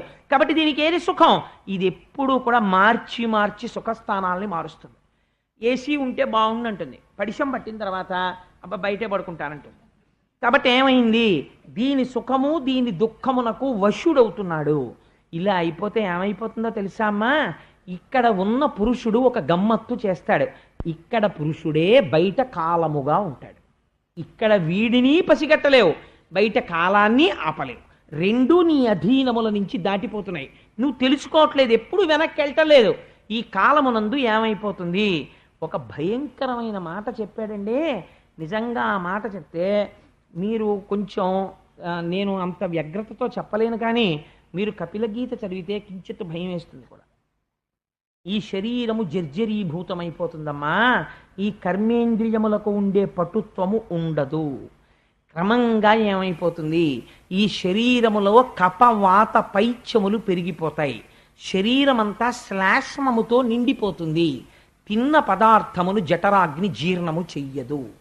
శరీరము ఇంకా లోపలికి పుచ్చుకోవడం మానేస్తుంది. నోటి వెంట మాట రావడం ఆగిపోతుంది. అప్పుడు వీడు ఒక శయ్యాగతుడై ఉండిపోతాడు. ఎందుకని? అసలు తత్వ విచారణ తానెన్నడూ చెయ్యలేదు. నేను నాది ఈ రెండు మాటలు పట్టుకున్నాడు. తను ఎంత అశాశ్వతమో తన చుట్టూ ఉన్న అనుబంధములు అంత అశాశ్వతములే అని తెలుసుకోలేకపోయాడు. ఊరికే పాపకర్మలన్నీ చేసి తీసుకొచ్చి ఇంట్లో పెట్టాడు. కానీ ఇప్పుడు ఈ పాపకర్మల యొక్క ఫలితమును అనుభవించవలసిన రోజు ఒకటి వస్తుంది. ఆ రోజున ఏ దర్శనమవుతుందో తెలుసా? దూతలు వస్తారు, యమదూతలు. వాళ్ళ ఆకారములు పరమ భయంకరములై ఉంటాయి. ఆ ఆకారములను చూస్తూనే కనుగుడ్లు అలా నిలబడిపోతాయి. భయమును పొందేస్తాడు. ఒకే ఒక ప్రాణవాయువు మిగిలిపోతుంది. అది పరిగెత్తి పరిగెత్తి పరిగెత్తి పరిగెత్తి ఎటు నుంచి వెళ్ళిపోవాలో తెలియక కళ్ళల్లోంచి వెళ్ళిపోవచ్చు, చెవుల్లోంచి వెళ్ళిపోవచ్చు, ముక్కులోంచి వెళ్ళిపోవచ్చు, అపానద్వారంలోంచి వెళ్ళిపోవచ్చు, ఎటు నుంచో అటు నుంచి నిర్గమిస్తుంది. నిర్గమించిన తరువాత భటులు పట్టుకుంటారు ఆ సూక్ష్మ శరీరాన్ని. పట్టుకుని తీసుకెళ్ళడం మొదలు పెడతారు. తీసుకెళ్ళేటప్పుడు ఏం చేస్తారో తెలుసా? నీవు చేసిన పాపముల చిట్టా చెప్పి తీసుకెడతారు. వాళ్ళే నిష్కారణంగా తీసుకెళ్లరు. నీకు శరీరమిస్తే, ఇంద్రియములనిస్తే, తెలుసుకోగలిగిన బుద్ధినిస్తే వెనక్కి తిరిగి ఈశ్వరుడిని నువ్వు చూడలేదు. చూడకపోవడం వల్ల ఏమైంది? నిన్నిప్పుడు ఏం చేస్తున్నామో తెలుసా? నడు అని మండిపోతున్న ఇసక మీద గాఢాంధకారంలో నీటి చుక్క ఇవ్వకుండా వీపు మీద కొరడాలు కొడుతూ కొన్ని రోజుల పాటు నడిపించి తీసుకుని వెడతారు. తీసుకెళ్ళి కాలిపోతున్నటువంటి ఇనప స్తంభమునకు వేసి కట్టేస్తారు సూక్ష్మ శరీరాన్ని. దానికి ఒక శరీరం ఇస్తారు. అది తప్తమైపోతుంటుంది చేసిన పాపానికి. అప్పుడు ముంతురు తప్తతోయముల మొత్తురు ఉగ్ర గదాసిధారలన్ త్రింతురు పొట్ట ప్రేవులు వధింతురు మీద నిభేంద్ర పంక్తి నొప్పింతురు ఘోరభంగి కంపింతురు పముల కరిపింతురు పముల చేత బిట్టు ద్రొబ్బింతురు మీద గుండ్లు తిరిపింతురు దేహము కోసి కండలన్. అగ్నిహోత్రంలో పారేస్తారు. అక్కడే కట్టేసి కత్తి తెచ్చి శరీరపు కండ కోసి తినరా అని మనకే పెడతారు. అప్పుడు ఆ కండ తానే తింటాడు. లేకపోతే కొంతమందిని కూర్చోపెట్టి కండలు కోసుకు తినండి అంటే వాళ్ళు ఆ కండలు కోసుకుని తింటూ ఉంటారు. చేసిన పాపమును చెప్తారు, చెప్పి శిక్ష వేస్తూ ఉంటారు. ఆనాడు నువ్వు చేసిన పాపము యొక్క ఫలితమును కిందనున్న వాళ్ళు అనుభవిస్తుంటారు సుఖముగా. పాపమునకు ఫలితమును నువ్వు ఒక్కడివి అనుభవిస్తూ ఉంటావు. ఇలా అయిపోకుండా ఉండాలంటే అమ్మా ఒక్కటే ఒక మార్గం ఉన్నది. ఏమిటో తెలుసా?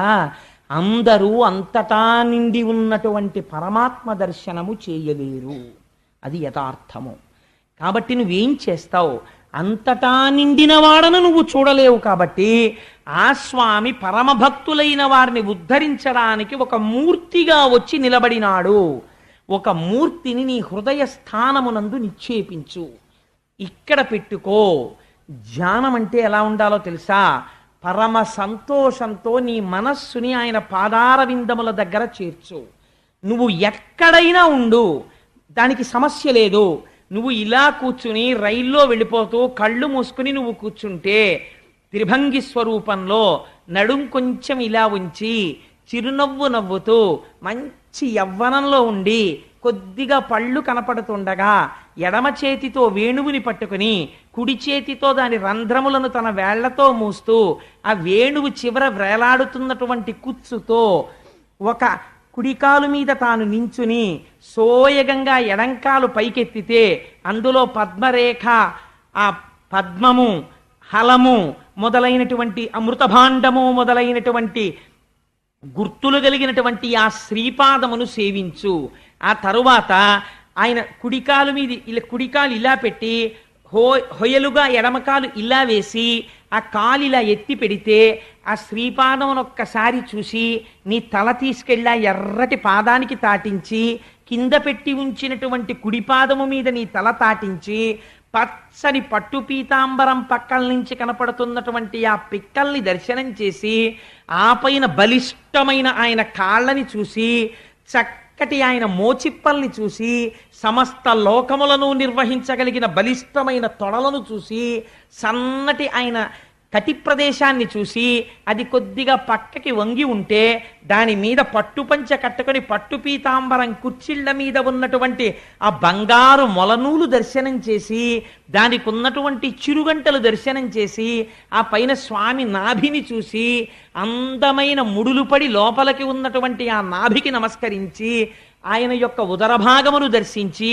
ఆ పైన స్వామి యొక్క వక్షస్థలమనందున్నటువంటి శ్రీవత్సమనేటటువంటి ఆ పుట్టుమచ్చని చూసి ఇటుపక్కన ఉన్న కౌస్తుభ వజ్రాన్ని చూసి ఆయన వేసుకున్న వనమాల, అరవిరిసినటువంటి పుష్పములు, దాని మీద రొద చేస్తున్న తుమ్మెదలు, ఆయన వక్షస్థలమునందు వేయించేసి ఉన్న లక్ష్మి, 3 గీతలు కలిగినటువంటి చక్కటి కంఠము, దాని మీద ఉన్న చిన్న గడ్డము, చిరునవ్వు నవ్వుతున్నటువంటి ఆ పెదవులు, కొనదీరినటువంటి ముక్కు, అందులోంచి ఊపిరి తీసి వదులుతున్నప్పుడు లోపలికెళ్ళి బయటికి వస్తున్నటువంటి ముత్యము, కస్తూరీ తిలకం లలాట పలకే వక్షస్థలే కౌస్తుభం నాసాగ్రే నవమౌక్తికం, బయటికొచ్చి వెడుతున్నటువంటి ఆ ముత్యము, దాని మీద ఉన్నటువంటి 2 నల్లగండు తుమ్మెదల లాంటి నేత్రములు, వాటిలోంచి ప్రసరిస్తున్నటువంటి దయార్ద్ర దృష్టి, నీకేం బెంగలేదు నన్ను నమ్ముకోరా అని దయని కురిపిస్తున్నటువంటి ఆ కన్నులు, అటు ఇటు తిరుగుతూ తనని ఆర్తితో పిలుస్తున్న వాళ్ళని రక్షించేటటువంటి కనుగుడ్లు, దాని మీద ఉన్నటువంటి మన్మథ చాపముల వంటి ఆ కనుబొమలు, దాని మీద విశాలమైనటువంటి లలాటము, దాని మీద పెట్టుకున్న కస్తూరి బొట్టు, ఆ పైన ఉన్నటువంటి కిరీటము, దాని మీద ఉన్న పింఛము, ఆయనకున్నటువంటి 2 బాహువులు, ఏనుగుల యొక్క తొండముల వంటి ఆ బాహువులు, ఎడమ చేతిలో పట్టుకున్న వేణువు, పైన కుడి చేతితో మూసిన రంధ్రములు, ఆ నల్లటి చక్కటి మేఘము వంటి రంగు కలిగిన చల్లటి చెయ్య, ఈ చెయ్యే కదా స్వామి లోకములను రక్షించినది, దానికి ఉన్న తెల్లటి గోళ్ళు, ఆ గోళ్లల్లోంచి వస్తున్న ఎర్రటి కాంతులు, ఆ స్వామి యొక్క మూర్తిని ఆపాదమస్తకము పైనుంచి కిందకి, కింద నుంచి పైకి చూస్తూ ధ్యానమునందు మగ్నుడవై నీ మనస్సు అనేటటువంటి తుమ్మెదని ఆయన దగ్గర చేర్చడం మొదలు పెడితే, ఇక్కడున్నవాణ్ణే అక్కడ చూస్తున్నావమ్మా, అందుకు కోసం విగ్రహారాధన వచ్చినది. పూజామందిరంలో పూజ కాదు, నువ్వు చూస్తున్న కృష్ణుణ్ణి ఇక్కడ నువ్వు వర్ణించగలవా? ఇలా నీకు ఆపాదమస్తకం చూడడం వస్తే అథాంగ పూజ. చేతిలో పువ్వు పట్టుకుని పాదౌ పూజయామి అనేటప్పటికీ స్వామి పాదములు కనపడాలి. ఒక రోజున త్రిభంగి స్వరూపంతో ఇలా ఎత్తిన కాలు చూసావు, 2వ రోజున 2 పాదములు ఇలా పెట్టుకొని చిన్న కృష్ణుడై యశోద దగ్గరికి వచ్చి, ఏది మన్ను తిన్నావుట అంటే నేను తినలేదమ్మా అని ఇలా హుంకరిస్తున్నటువంటి చిన్ని కృష్ణుణ్ణి అప్పటిదాకా ఆడుకుని వచ్చి ఒళ్ళంతా మట్టి పట్టేసి అమ్మ కట్టిన పీతాంబరం, అమ్మ వేసిన ముడి, దాని చుట్టూ ఉన్న ముత్యాల సరాలు, అందులో పెట్టుకున్న ఓ నెమలీక, అడవి పువ్వుల దండ, ఒంటి నిండా మట్టి, ఆ చక్కటి శ్రీపాదములు, అమ్మ కట్టినటువంటి గజ్జెలు, ఓ చిన్ని పాదాలు, ఆ సన్నటి కాళ్ళు, బుజ్జి బుజ్జి మోచిప్పలు, కట్టుకున్న చిన్న పంచ, ఓ చిన్ని కడుపు, ఆ కడుపులో సమస్త లోకాలు, ఓ ఇంత గుండెకాయ, ఆ గుండెల మీద ఆ వక్షస్థలం, ఆ వక్షస్థలం మీద అమ్మ యశోద వేసినటువంటి ఆ ముత్యాల హారాలు, ఆ బంగారు నగలు, చిన్ని కంఠం, చిన్ని నోరు, సొట్ట ఉన్న గడ్డం, అమ్మ పెట్టిన దిష్టి చుక్క, ఏమీ తెలియని వాళ్ళ ఇలా ఇలా పెట్టి అమ్మా నేనే తప్పు చేయలేదమ్మా అని భయం నటిస్తున్న కళ్ళు ఆ పిల్లాన్ని చూసి ఉండలేక ధ్యానంలో నువ్వు గభాలను కౌగిలించేసుకుని గట్టిగా పట్టేసుకుని కృష్ణయ్య కృష్ణయ్య నలనయ్య ఎంత బాగున్నావురా అని ఇంత స్వామి అని నువ్వు మర్చిపోయి నీ కొడుకు అనుకుని గట్టిగా కౌగలించేసుకుని ఎంత ముద్దొచ్చేస్తానో స్వామి అని 2 బుగ్గల మీద ముద్దులు ఇట్టేసుకుంటే అబ్బా వదులు వదులు అని ఇలా అంటుంటే ఆ బుగ్గలు ఎరుపెక్కిపోతుంటే ఆ చేతులు చూసి నన్ను వదులు కోటేశ్వరరావు నన్ను వదులు కోటేశ్వరరావు అని ఇలా అంటుంటే ఆ చిన్ని చిన్ని చేతులు నీ భుజాల మీద పడుతుంటే నువ్వు ధ్యానంలో సంతోషపడిపోతూ ఆనందమగ్నుడవై కూర్చుండిపోతే అమ్మా ఒకనాడు తెలియక నీ మనస్సు ధ్యానము ధ్యానింపబడుతున్న వస్తువు ధ్యానము చేస్తున్నవాడు అని 3 లేక నీవే కృష్ణుడవై రమించి కన్నుల వెంట బాష్పధారలు కారిపోతుండగా ఆనందమగ్నుడవై నిలబడిపోతావు. మనస్సుకి ఇలా అలవాటు చెయ్యడం అలవాటైతే ఒకనాడు నీకు తెలియకుండా ఈ భక్తి పరిపుష్టమై వైరాగ్య సంపత్తి ఏర్పడి అనుభవిస్తున్న భోగములు భోగములు కాదని వేరొకనాడు రాయబారానికి వెడుతూ రథంలోంచి కిందకి దిగినప్పుడు కింద పెట్టిన ఒక్క పాదం ఆ పాదానికి పెట్టినటువంటి మణిమంజీరాలు విదురుడు పరిగెత్తుకుంటూ వచ్చి వేసినటువంటి మందార పువ్వులు ఆ చేతితో సోయగంగా ఇలా నడుము మీద చెయ్యి పెట్టుకుని విదురుడి వంక చూస్తూ ఇవాళ మీ ఇంటికి మేము ఆతిథ్యానికి వస్తున్నామా విదురా అంటుంటే ఇంత చెయ్యి దాని మీద హేళగా వేలాడుతున్నటువంటి ఆ ఉత్తరీయం పెద్ద బాహువు అదే కదా లక్ష్మీదేవంతటిది పొంగిపోయింది రుక్మిణీదేవి అంతటి దీర్ఘబాహువు ఆ పెద్ద పెద్ద వేళ్ళు ఇంత అరచెయ్యి అందులో కాంతులు ఆ పాదములకు పెట్టినటువంటి పారాణి దాని మీద లత్తుక అర్చించబడిన పూలు ఇలా వంగి నమస్కరిస్తే ఆ శ్రీగంధం వాసన ఒంటి నిండా గంధం కస్తూరి మంచి పట్టుపంచ ఆయన ఎక్కినటువంటి రథం ఆ రథాన్ని నడిపే సారథి ఇవన్నీ ఒకరోజు ఇలా మార్చి మార్చి ఒకరోజు ఆయన పెట్టుకున్నటువంటి ఆ కాళ్ళకి పెట్టుకున్న అందే ఆ అందే ఎంత లావుగా ఉంది ఎంత బంగారు అందే దానికి ఉన్నటువంటి ఆ చక్కటి మువ్వలు ఆయన కాలు తీసి కాలు వేస్తుంటే ఆ మువ్వల చప్పుడు చేసేటటువంటి అందెలు ఎంత భాగ్యానికి నోచుకున్నావే అందే ఎప్పుడు నా స్వామి పాదములను పట్టుకుని కూర్చుంటావు కదా అని కొద్దిగా అందె ఇలా పైకెత్తి చూస్తే చాలా కాలంగా అందె పెట్టుకోవడం వల్ల ఏర్పడినటువంటి ఓ తెల్లటి మచ్చ అబ్బా స్వామి ఎంత బాగుందో ఈ మచ్చని అందె పైకెత్తి మీరు చెయ్యి పెట్టి ఇలా కాలు చుట్టూ తుడుస్తుంటే ఆయన పాదపరాగము మీకు అంటుకుంటే అది సువాసనాభరితమై ఉంటే ఆయన పాదముల మీద ఉన్నటువంటి తులసి తీసుకుని కళ్ళకద్దుకుని నోట్లో వేసుకుంటే నీ పాద తులసిదళము రోగముల కౌషధము అని పొంగిపోతే మనస్సు ఆ 2 మంజీరములను పట్టుకుని వాటి స్పర్శని మీరు అనుభవించి కళ్ళ మీద పెట్టుకుని అబ్బా ఎంత చల్లటి పాదాలో నా తండ్రివని ఒకనాడు అలా మార్చి మార్చి మార్చి మార్చి స్వామి యొక్క సౌందర్యాన్ని ఇక్కడ అనుభవించడం ప్రారంభిస్తే అమ్మా తేనె మరిగిన సీతాకోక చిలుకల హృదయము దానియందే రంజిల్లడం మొదలెడుతుంది. అప్పుడు ఏమవుతుందో తెలుసా అమ్మా, మనస్సుకి ఏ కోరిక కలుగుతుందంటే భోగాల వైపు కెడదామనిపించదు. దేని మీద కోరిక కలుగుతుందంటే అమలిన భక్తి కొందరు మహాత్ములు మచ్చరణారవింద యుగ్మము హృదయంబునన్ నిలిపి కౌతుకులై ఇతరేతరానులాపముల మదీయ దివ్యతను పౌరుషముల్ కొనియాడుచుండి మోక్షము మదికోరనొల్ల నిశంబు మదర్పిత సర్వకర్ములై. అమ్మా కొంతమంది మహాభక్తులు ఉన్నారు, వాళ్ళకి ఏం పిచ్చో తెలుసా, వాళ్ళు మోక్షం అడగరు, వాళ్ళు ఏ కోరిక కోరరు. ఎప్పుడు మార్చి మార్చి మార్చి మార్చి నన్ను బట్టి పట్టేసి పైనుంచి కిందకి కింద నుంచి పైకి అదే పనిగా చూస్తుంటారు. ఆ చూడ్డంలో మాకు ఇది చాలు తండ్రి అంటుంటారు. వాళ్ళు నీకేం కావాలి అంటే మోక్షం అక్కర్లేదంటారు, ఇలా నిన్ను చూస్తూ ఉండాలంటారు. అలాగే పొంగిపోతూ నా కథలు చెప్పుకొని నా పౌరుషం చెప్పుకొని నా గురించి చెప్పుకొని పొంగిపోయే మహితాత్ములైన వాళ్ళు ఈ భూమండలంలో ఉన్నారు. ప్రయత్నపూర్వకంగా నువ్వు వాళ్ళ స్నేహం చెయ్యి. చేస్తే వాడికి అన్యమైన మాట నోటి యందు ఉండదు. వాడు నోరి విప్పితే ఇవే మాట్లాడతాడు. అలా మాట్లాడుతుంటే వాడి మాటలు వినగా వినగా వినగా వినగా నీ ధ్యానము బాగా నిలబడుతుంది. నీ మనస్సు ఈశ్వరాలంబనమును కోరుకుంటుంది. సముద్రపు తట్టడుగు చూద్దామని బయలుదేరినటువంటి ఉప్పు బొమ్మ చిట్ట చివరికి సముద్రంలో కలిసిపోయినట్టు మెల్లమెల్లగా మెల్లమెల్లగా ఒక మూర్తిని పట్టుకున్నటువంటి నీకు ఈ లోకమంతటా కృష్ణుడే కనపడతాడు. ఎటు చూసినా కదిలిన ఆకులో కృష్ణుడు, విచ్చుకున్న పువ్వులో కృష్ణుడు, తులసి దళంలో కృష్ణుడు, ఎదురుగుండా కూర్చున్న వాళ్ళలో కృష్ణుడు, ఓ పిల్లాన్ని చూస్తే కృష్ణుడు, ఓ పిల్లని చూస్తే కృష్ణుడు, అంతటా కృష్ణుడిని చూడడం వచ్చేస్తే అదే భక్తి జ్ఞానముగా మారిపోయినది.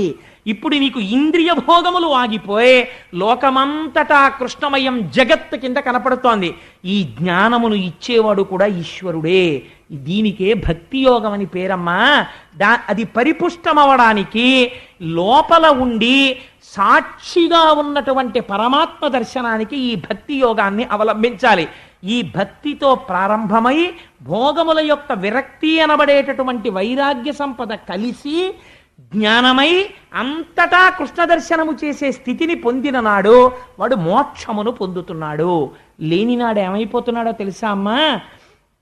వాడు మళ్ళీ ఇక్కడ ఇంత కష్టపడి శరీరం వదిలి అన్ని యాతనలు పడి మళ్ళీ ఒక పురుషుడి యొక్క వీర్యమునందు ప్రవేశించి ఒక స్త్రీ రేతస్సుతో కలుస్తున్నాడు. కలిసి ఎంత చిత్రం అవుతుందంటే 5 రాత్రుల తర్వాత వాడు స్త్రీ యొక్క యోనియందు బుడగగా మారుతాడు. ఎంత బాధలు పడతాడో ఆలోచించు. ఒక బుడగవుతాడు, అందులో పడి పుల్లటి కంపులో పడుంటాడు. ఆ తర్వాత 10 రాత్రుల తర్వాత ఒక రేగుపండులాగా రేగుపండంత వాడవుతాడు. 1 నెల పూర్తయ్యేసరికి తల ఏర్పడుతుంది, కింద ఏమీ ఉండదు, వేలాడుతుంటుంది అంతే. ఇది డీకంపోజ్డ్ కార్ప్స్ అంటారే, కుళ్ళిపోయిన శవం ఎలా ఉంటుందో అలా ఉంటుంది. ఇంకా కళ్ళు ఉండవు, చెవులు ఉండవు. ఈ చెవులు ఏర్పడకుండా కన్నాలుంటాయి. ఒక్క తలకాయ మాత్రం ఏర్పడుతుంది, ఇంకా చర్మం ఏర్పడదు, ఒక్క కపాలం ఏర్పడుతుంది. పరమ భయంకరమైన రూపంతో అమ్మ కడుపులో కొట్టుకుంటూ ఉంటాడు. ఆ తర్వాత 2 నెలల తరువాత చేతులు కాళ్ళు ఎముకలు కింద వస్తాయి. ఎముకలతో చేతులు, ఎముకలతో కాళ్ళు మాత్రమే ఉంటాయి. ఎముకల చేతులు, ఎముకల కాళ్ళతో, పైన తలకాయతో, పుర్రెతో అలా అమ్మ కడుపులో పడుంటాడు. ఆ తర్వాత 3వ నెల అయిపోయిన తర్వాత మెల్లిగా చర్మం వచ్చి దాని మీద వెంట్రుకలు పుట్టడం మొదలవుతాయి. ఆ తర్వాత గోళ్ళు రావడం మొదలెడతాయి. చిట్ట చివర 4 నెలల తర్వాత చర్మము, రక్తము, మాంసము, కొవ్వు, అస్థి, శుక్ల, మేధ అనబడేటటువంటి 7 ధాతువులు ఏర్పడతాయి. 5వ నెల పూర్తయ్యేసరికి ఆకలి ప్రారంభమవుతుంది. ఆకలి ప్రారంభమైతే అమ్మ శరీరంలోంచి ఒక నాభికి గొట్టం ఒకటి ఏర్పడుతుంది. అమ్మ తినకూడని పదార్థం తినేస్తుంది, ఈ లోపల మంటలు బయలుదేరుతాయి. అమ్మ తాగకూడనిది తాగుతుంది, లోపల పడిశం పట్టేస్తుంది. అమ్మ తినకూడనిది తింటుంది, లోపల దగ్గొస్తుంది. అమ్మ తిన్న పదార్థములో కొంత భాగము తనలోకెళ్ళి జీర్ణమై అక్కడే మలమూత్రములను విసర్జించేస్తాడు. అందులోంచి పురుగులు పుట్టేస్తాయి. పుట్టేసి చాలా కోమలమైన ఈ చర్మాన్ని కొరికేయడం మొదలెట్టేస్తాయి. తల కిందకుంటుంది, కాళ్ళు పైకుంటాయి. అమ్మ కడుపులో ఎడమ పక్కకి మాత్రమే కదులుతాడు, కుడి పక్కకి కదలడానికి ఉండదు. 4 నెలలు అలా పడుంటాడు.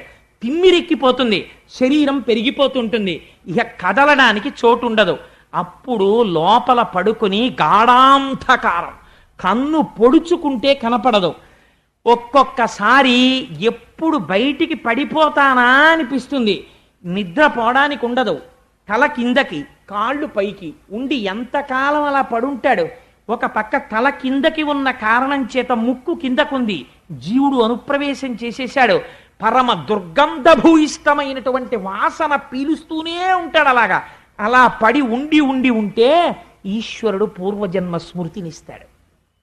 నీకు ఇలా మహోపకారం చేసి ఎన్నో జన్మలిచ్చాను, ఏమి చేశావు చెప్పని అడుగుతాడు. అప్పుడు అంటాడు, ఒకటే మాట చెప్తాడు ఇలా నమస్కరించి, ఈశ్వరా, ఎన్ని జన్మలిచ్చినా ఈ ఇంద్రియములతో భోగమే అనుభవించాను. ఎప్పుడూ సంసారము నిజమనుకున్నాను. పశుప్రాయమైన సుఖానికి జీవితాన్ని గడిపేశాను. బిడ్డల్ని కన్నాను, అయిపోయింది టైము, శరీరం వదిలిపెట్టేశాను, దేహము కాలిపోయింది, మళ్ళీ చేరాను, మళ్ళీ అమ్మ కడుపులోకి వెళ్ళాను. పునరపి జననం పునరపి మరణం పునరపి జనని జఠరే శయనం ఇహ సంసారే బహుదుస్తారే కృపయా పారే పాహి మురారే అని అడుగుతాడు. అప్పుడు అయ్యా, ఈ ఒక్కసారికి కృప చెయ్యి, బయటికి తోసేసేయి. అనుగ్రహించావా, బయటికి వెళ్ళి నీ పాదార వింద సంసేవనం చేసుకుని తరించిపోతాను, తోషయ్యవయ్యా అంటాడు. అంటే అప్పుడు ప్రసూతి వాయు రూపంలో స్వామి కాళ్ళని బయటికి తోయడం మొదలెడతాడు. మీరు చూడండి, కాళ్ళని పట్టుకు బయటికి తోసేస్తుంటే, నేను భాగవతం చెప్తున్నాను కాబట్టి చెప్తున్నాను, పరమ ఇరుకైనటువంటి అమ్మ యోని గుండా బయటికి త్రోయబడినప్పుడు మొట్టమొదట తల బయటికి వచ్చేస్తుంది. వచ్చేసి శరీరం లోపల ఉండిపోతుంది.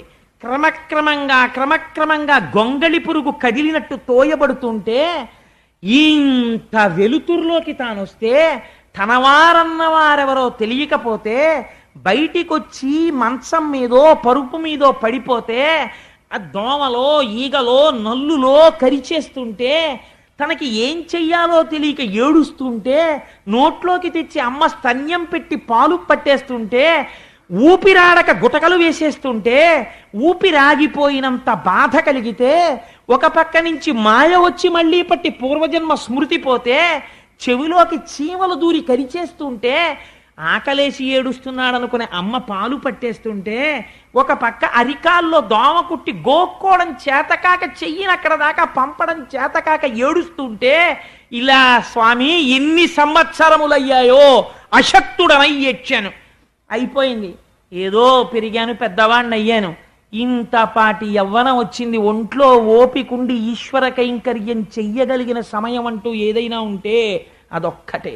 మళ్ళీ వృద్ధాప్యం వచ్చేసిందా? వచ్చేస్తుంది కాలగతిలో, నిర్దాక్షిణ్యంగా వస్తుంది. వెళ్ళలేను, కూర్చోలేను, వినలేను, చూడలేను, ప్రార్థన చెయ్యలేను, ఒక నామము చెప్పలేను, అలా పడుంటాను.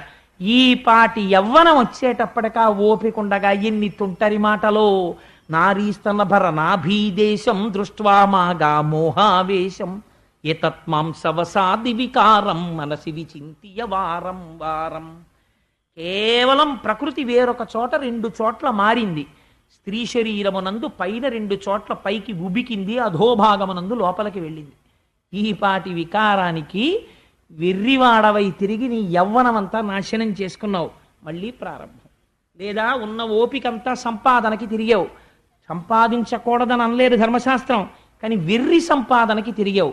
మళ్ళీ మొదలు. ఎక్కడ పుడతావో అమ్మా. జీవులు ఇలా తిరుగుతున్నారు. ప్రయత్నపూర్వకంగా భక్తి యోగమును అనుష్ఠానము చెయ్యాలి. చేత కాకపోతే కనీసము శ్రవణము చెయ్యడం మొదలు పెట్టాలి. వెళ్ళి అసలు నా జీవితమేమి, నేను ఎక్కడ నుంచి వచ్చాను, నా బ్రతుకేమి అన్నది తెలుసుకోవాలి. తెలుసుకోకపోతే ఎప్పటికీ మోహమునందు పడిపోయి ఉంటాడమ్మా. ఎవడు భాగవతులతో కూడి తిరుగుతున్నాడో, ఎవడు ధ్యానము లోపల చెయ్యగలుగుతున్నాడో, ఎవడు ఈశ్వరుడి యందు ఉత్సాహమును పెంచుకుంటున్నాడో, వాడు పునరావృత్తి రహిత శాశ్వత శివ సాయుధ్యమును పొందుతున్నాడు అని చెబితేట, దేవహూతి దేవేంద్రాదులకు లేని భోగములు ఇంట్లో ఉన్నాయి. అది విచిత్రం. అన్ని భోగములను తిరస్కరించి ఒంటికి బట్ట నిలువుగా కట్టుకున్నానా అడ్డంగా కట్టుకున్నానా అన్నది మరిచిపోయినది అన్నారు. అలా శ్రీకృష్ణ పరమాత్మని హృదయమునందు నిలిపి ధ్యానము చేయగా ఒకనాటికి గీత చెప్పి కపిల భగవానుడు వెళ్ళిపోయాడు. వెళ్ళిపోయిన తరువాత కొడుకు అన్న మమకారంతో భగవానుని యందు మనస్సు పెట్టుకుని కృష్ణ భగవానుణ్ణే స్మరిస్తూ ఈశ్వర స్మరణము వలన జ్ఞానమును పొంది, ఈ విషయములు విన్న తరువాత ప్రయత్నపూర్వకముగా భోగములు మనని ఉద్ధరించేవి కావని తెలుసుకుని త్రోసిరాజని వైరాగ్యమును పొంది, భక్తి వైరాగ్యముల కలయిక వలన జ్ఞానమును పొంది, జ్ఞానము వలన మోక్షమును పొంది, శ్రీకృష్ణ భగవానుని యందు చేరి శాశ్వతత్వమును పొందినది. ఇది జీవులందరూ విని ఉద్ధరించబడవలసిన మహోత్కృష్టమైన గాథ. కాబట్టి ఇప్పుడు దేవహూతి కర్దమ ప్రజాపతి గృహస్థాశ్రమంలోకి వచ్చి తరించారా లేదా? ఇద్దరూ తరించారు. ఇది మొదటి వివాహం. అందరూ గృహస్థాశ్రమంలో ఉన్న వాళ్ళు అలా తరించడానికి వైరాగ్యం అంటే ఏమిటో, జ్ఞానం అంటే ఏమిటో, భక్తి అంటే ఏమిటో, సృష్టి ఎలా జరిగిందో చెప్పినటువంటి మహోత్కృష్టమైన గాథ. ఆ ధ్యానం ఎలా చేయాలో చెప్పిన గాథ కనుక దీన్ని పరమోత్కృష్టమైన గాథగా భాగవతంలో చెప్తారు. ఎవరో తప్ప, మహాపుణ్యం ఉంటే తప్ప భాగవత శ్రవణం చెయ్యరండి అంటారు. కారణం ఎందుకో తెలుసా అండి? వైరాగ్యం రావడానికి కావలసిన సంపత్తిని, భక్తి ఎలా ఉండాలో చెప్పే మార్గాన్ని జ్ఞానము ఎందుకు కలుగుతుందో మార్గాన్ని నిర్దేశనం చేసేటటువంటి పరమోత్కృష్టమైన ఆఖ్యానములను రచించి ఉన్నారు. అటువంటి గాథ ఇవాళ ఈశ్వరానుగ్రహంగా చెప్పబడింది. మనం చక్కగా ఒక్కసారి కృష్ణనామం చెప్పి బయలుదేరదాం. ఇంత విన్న తర్వాత కూడా కృష్ణనామం చెప్పడం బరువైపోతే ఇంకంతకన్నా మాయ ప్రపంచంలో వేరొకటి లేదు. అందుచేత మనం ఆ నామం చెప్పుకొని, ఈశ్వరుడు నామం చెప్పగలిగిన ఓపిక ఇచ్చినటువంటి వయస్సు కదా, అందుకని కాలగతిలో చెప్పేశాడు కదా కపిలుడు. వెళ్ళిపోతుందా ఓపిక? అది వెళ్ళిపోకముందే దీపం ఉండగా ఇల్లు చక్కబెట్టుకో, ప్రయత్నపూర్వకంగా భగవన్నామం చెప్పుకుని ఆయన పాదపద్మములు పట్టుకో, లేకపోతే ఎన్ని కష్టాలు పడతావో. మళ్ళీ నేను ఇంకా తగ్గించానండి, ఎందుకు వచ్చింది లేనిపోని భయాలు పెట్టేయడం ఆ పిల్లల్ని అని చెప్పి. అందుచేత అంత అద్భుతంగా ఉంటుంది కపిల గీత అంటే. ఒకసారి మీరు రుచి మరిగితే మీరే చూస్తారు దాన్ని. ఎవరికి ఈశ్వరానుగ్రహం ఉంటుందో వారు ఆ వైరాగ్య సంపత్తిని తెలుసుకునే మెథడాలజీ అలవాటైందనుకోండి, అది లోపల చక్ మొదలు పెడతారు. వాళ్ళు ఖచ్చితంగా కైవల్యాన్ని పొందుతారు, ఒక కర్దమ ప్రజాపతిలాగా. సరే, అందుచేత వసుదేవసుతం దేవం సుదేవసుతం దేవం కంసచాణూరమర్దనం కంసచాణూరమర్దనం దేవకీ పరమానందం దేవకీ పరమానందం కృష్ణం వందే జగద్గురుం కృష్ణం వందే జగద్గురుం అతసీ పుష్పసంకాశం అతసీ పుష్పసంకాశం హారనూపురశోభితం. హారనూపురశోభితం. కంఠాలన్నీ కొంచెం గంభీరంగా, ఏదో కొంచెం భారంగా వినపడుతున్నాయి ఇవాళ. రత్నకంకణకేయూరం, రత్నకంకణకేయూరం. ఇప్పుడు మారింది. కృష్ణం వందే జగద్గురుం. కృష్ణం వందే జగద్గురుం. మనకి భయం ఏమిటండి, ఇక్కడ స్వామి ఉండగా ఆయన పాదములు మనం పట్టుకుని ఉండగా ఆయన బాధ్యత, మన బాధ్యత ఏం లేదు. మనది మర్కట కిషోర న్యాయం, కోతిపిల్ల మంది మార్జాల కిషోర న్యాయం. పిల్లి పిల్లని పట్టుకెళ్ళాలి. అయ్యా ఈశ్వర, నాకేం చేత కాదు, శరణాగతి చేస్తున్నాను, నువ్వు నన్ను పట్టుకో అని ఇప్పుడు తెలుసుకున్నాను. ఎంత భయంకరమైన స్థితో, నీ నామని చెప్తాను, నువ్వు నన్ను పట్టుకెళ్ళంతే, నువ్వే పట్టుకోనాను. నేను జారిపోతుంటాను, నాకు అలవాట్లేదు స్వామి. ఎన్నాళ్ళు అలవాటు అయిపోయిందో ఇంద్రియాలకి భోగాలు. ఇవాళ రాత్రి అర్జెంటుగా మారిపోమంటే కుదరదు. విన్నాను కాబట్టి నువ్వు పట్టుకో, ఇంక నుంచి నీ నామని చెప్తున్నాను అంతే. నీ పూచి పట్టుకు తీరుతాడు. ఎవడి కోసం? ఆయన వాగ్దానం చేశాడు పట్టుకుంటానని. అందుకని ధైర్యంగా సంతోషంగా చెప్పండి, ఎందుకంత భారంగా చెప్తారు. మందారగంధ సంయుక్తం మందారగంధ సంయుక్తం చారుహాసం చతుర్భుజం చారుహాసం చతుర్భుజం బర్హి పింఛావచూడాంగం పరిహికించావచూరాంగం కృష్ణం వందే జగద్గురుం. కృష్ణం వందే జగద్గురుం. ఉత్ఫుల్ల పద్మపత్రాక్షం ఉత్ఫుల్ల పద్మపత్రాక్షం నీలజీమూత సన్నిభం నీలజీమూత సన్నిభం యాదవానాం శిరోరత్నం యాదవానాం శిరోరత్నం కృష్ణం వందే జగద్గురుం. కృష్ణం వందే జగద్గురుం. రుక్మిణీ కేళీ సంయుక్తం రుక్మిణీ కేళీ సంయుక్తం పీతాంబర సుశోభితం పీతాంబర సుశోభితం అవాప్త తులసీ గంధం అవాప్త తులసీ గంధం కృష్ణం వందే జగద్గురుం. కృష్ణం వందే జగద్గురుం. గోపికానాం కుచద్వంద్వం గోపికానాం కుచద్వంద్వం కుంకుమాంకితవక్షసం కుంకుమాంకిత రక్షసం శ్రీనికేతం మహేశ్వాసం శ్రీనికేతం మహేశ్వాసం కృష్ణం వందే జగద్గురుం. కృష్ణం వందే జగద్గురుం. శ్రీవత్సాకం మహోరస్కం శ్రీవత్సాకం అహోరత్తం వనమాలా విరాజితం వనమాలా విరాజితం శంఖచక్రధరం దేవం శంఖచక్రధరం దేవం కృష్ణం వందే జగద్గురుం. కృష్ణం వందే జగద్గురుం. కృష్ణాష్టకమిదం పుణ్యం కృష్ణాష్టకమిదం పుణ్యం ప్రాతరుత్థాయ పఠేత్ ప్రాతరుద్ధాయ వర్తతే కోటి జన్మ కృతం పాపం కోటి జన్మ కృతం పాపం స్మరణేన వినశ్యతి. ప్రణేన నశ్యతి. సర్వం శ్రీ ఉమామహేశ్వర పరబ్రహ్మార్పణమస్తు. స్వస్తి. If you like this video, hit the like button. For more videos, subscribe to our channel. If you have learned anything from this video, comment down below. Subscribe.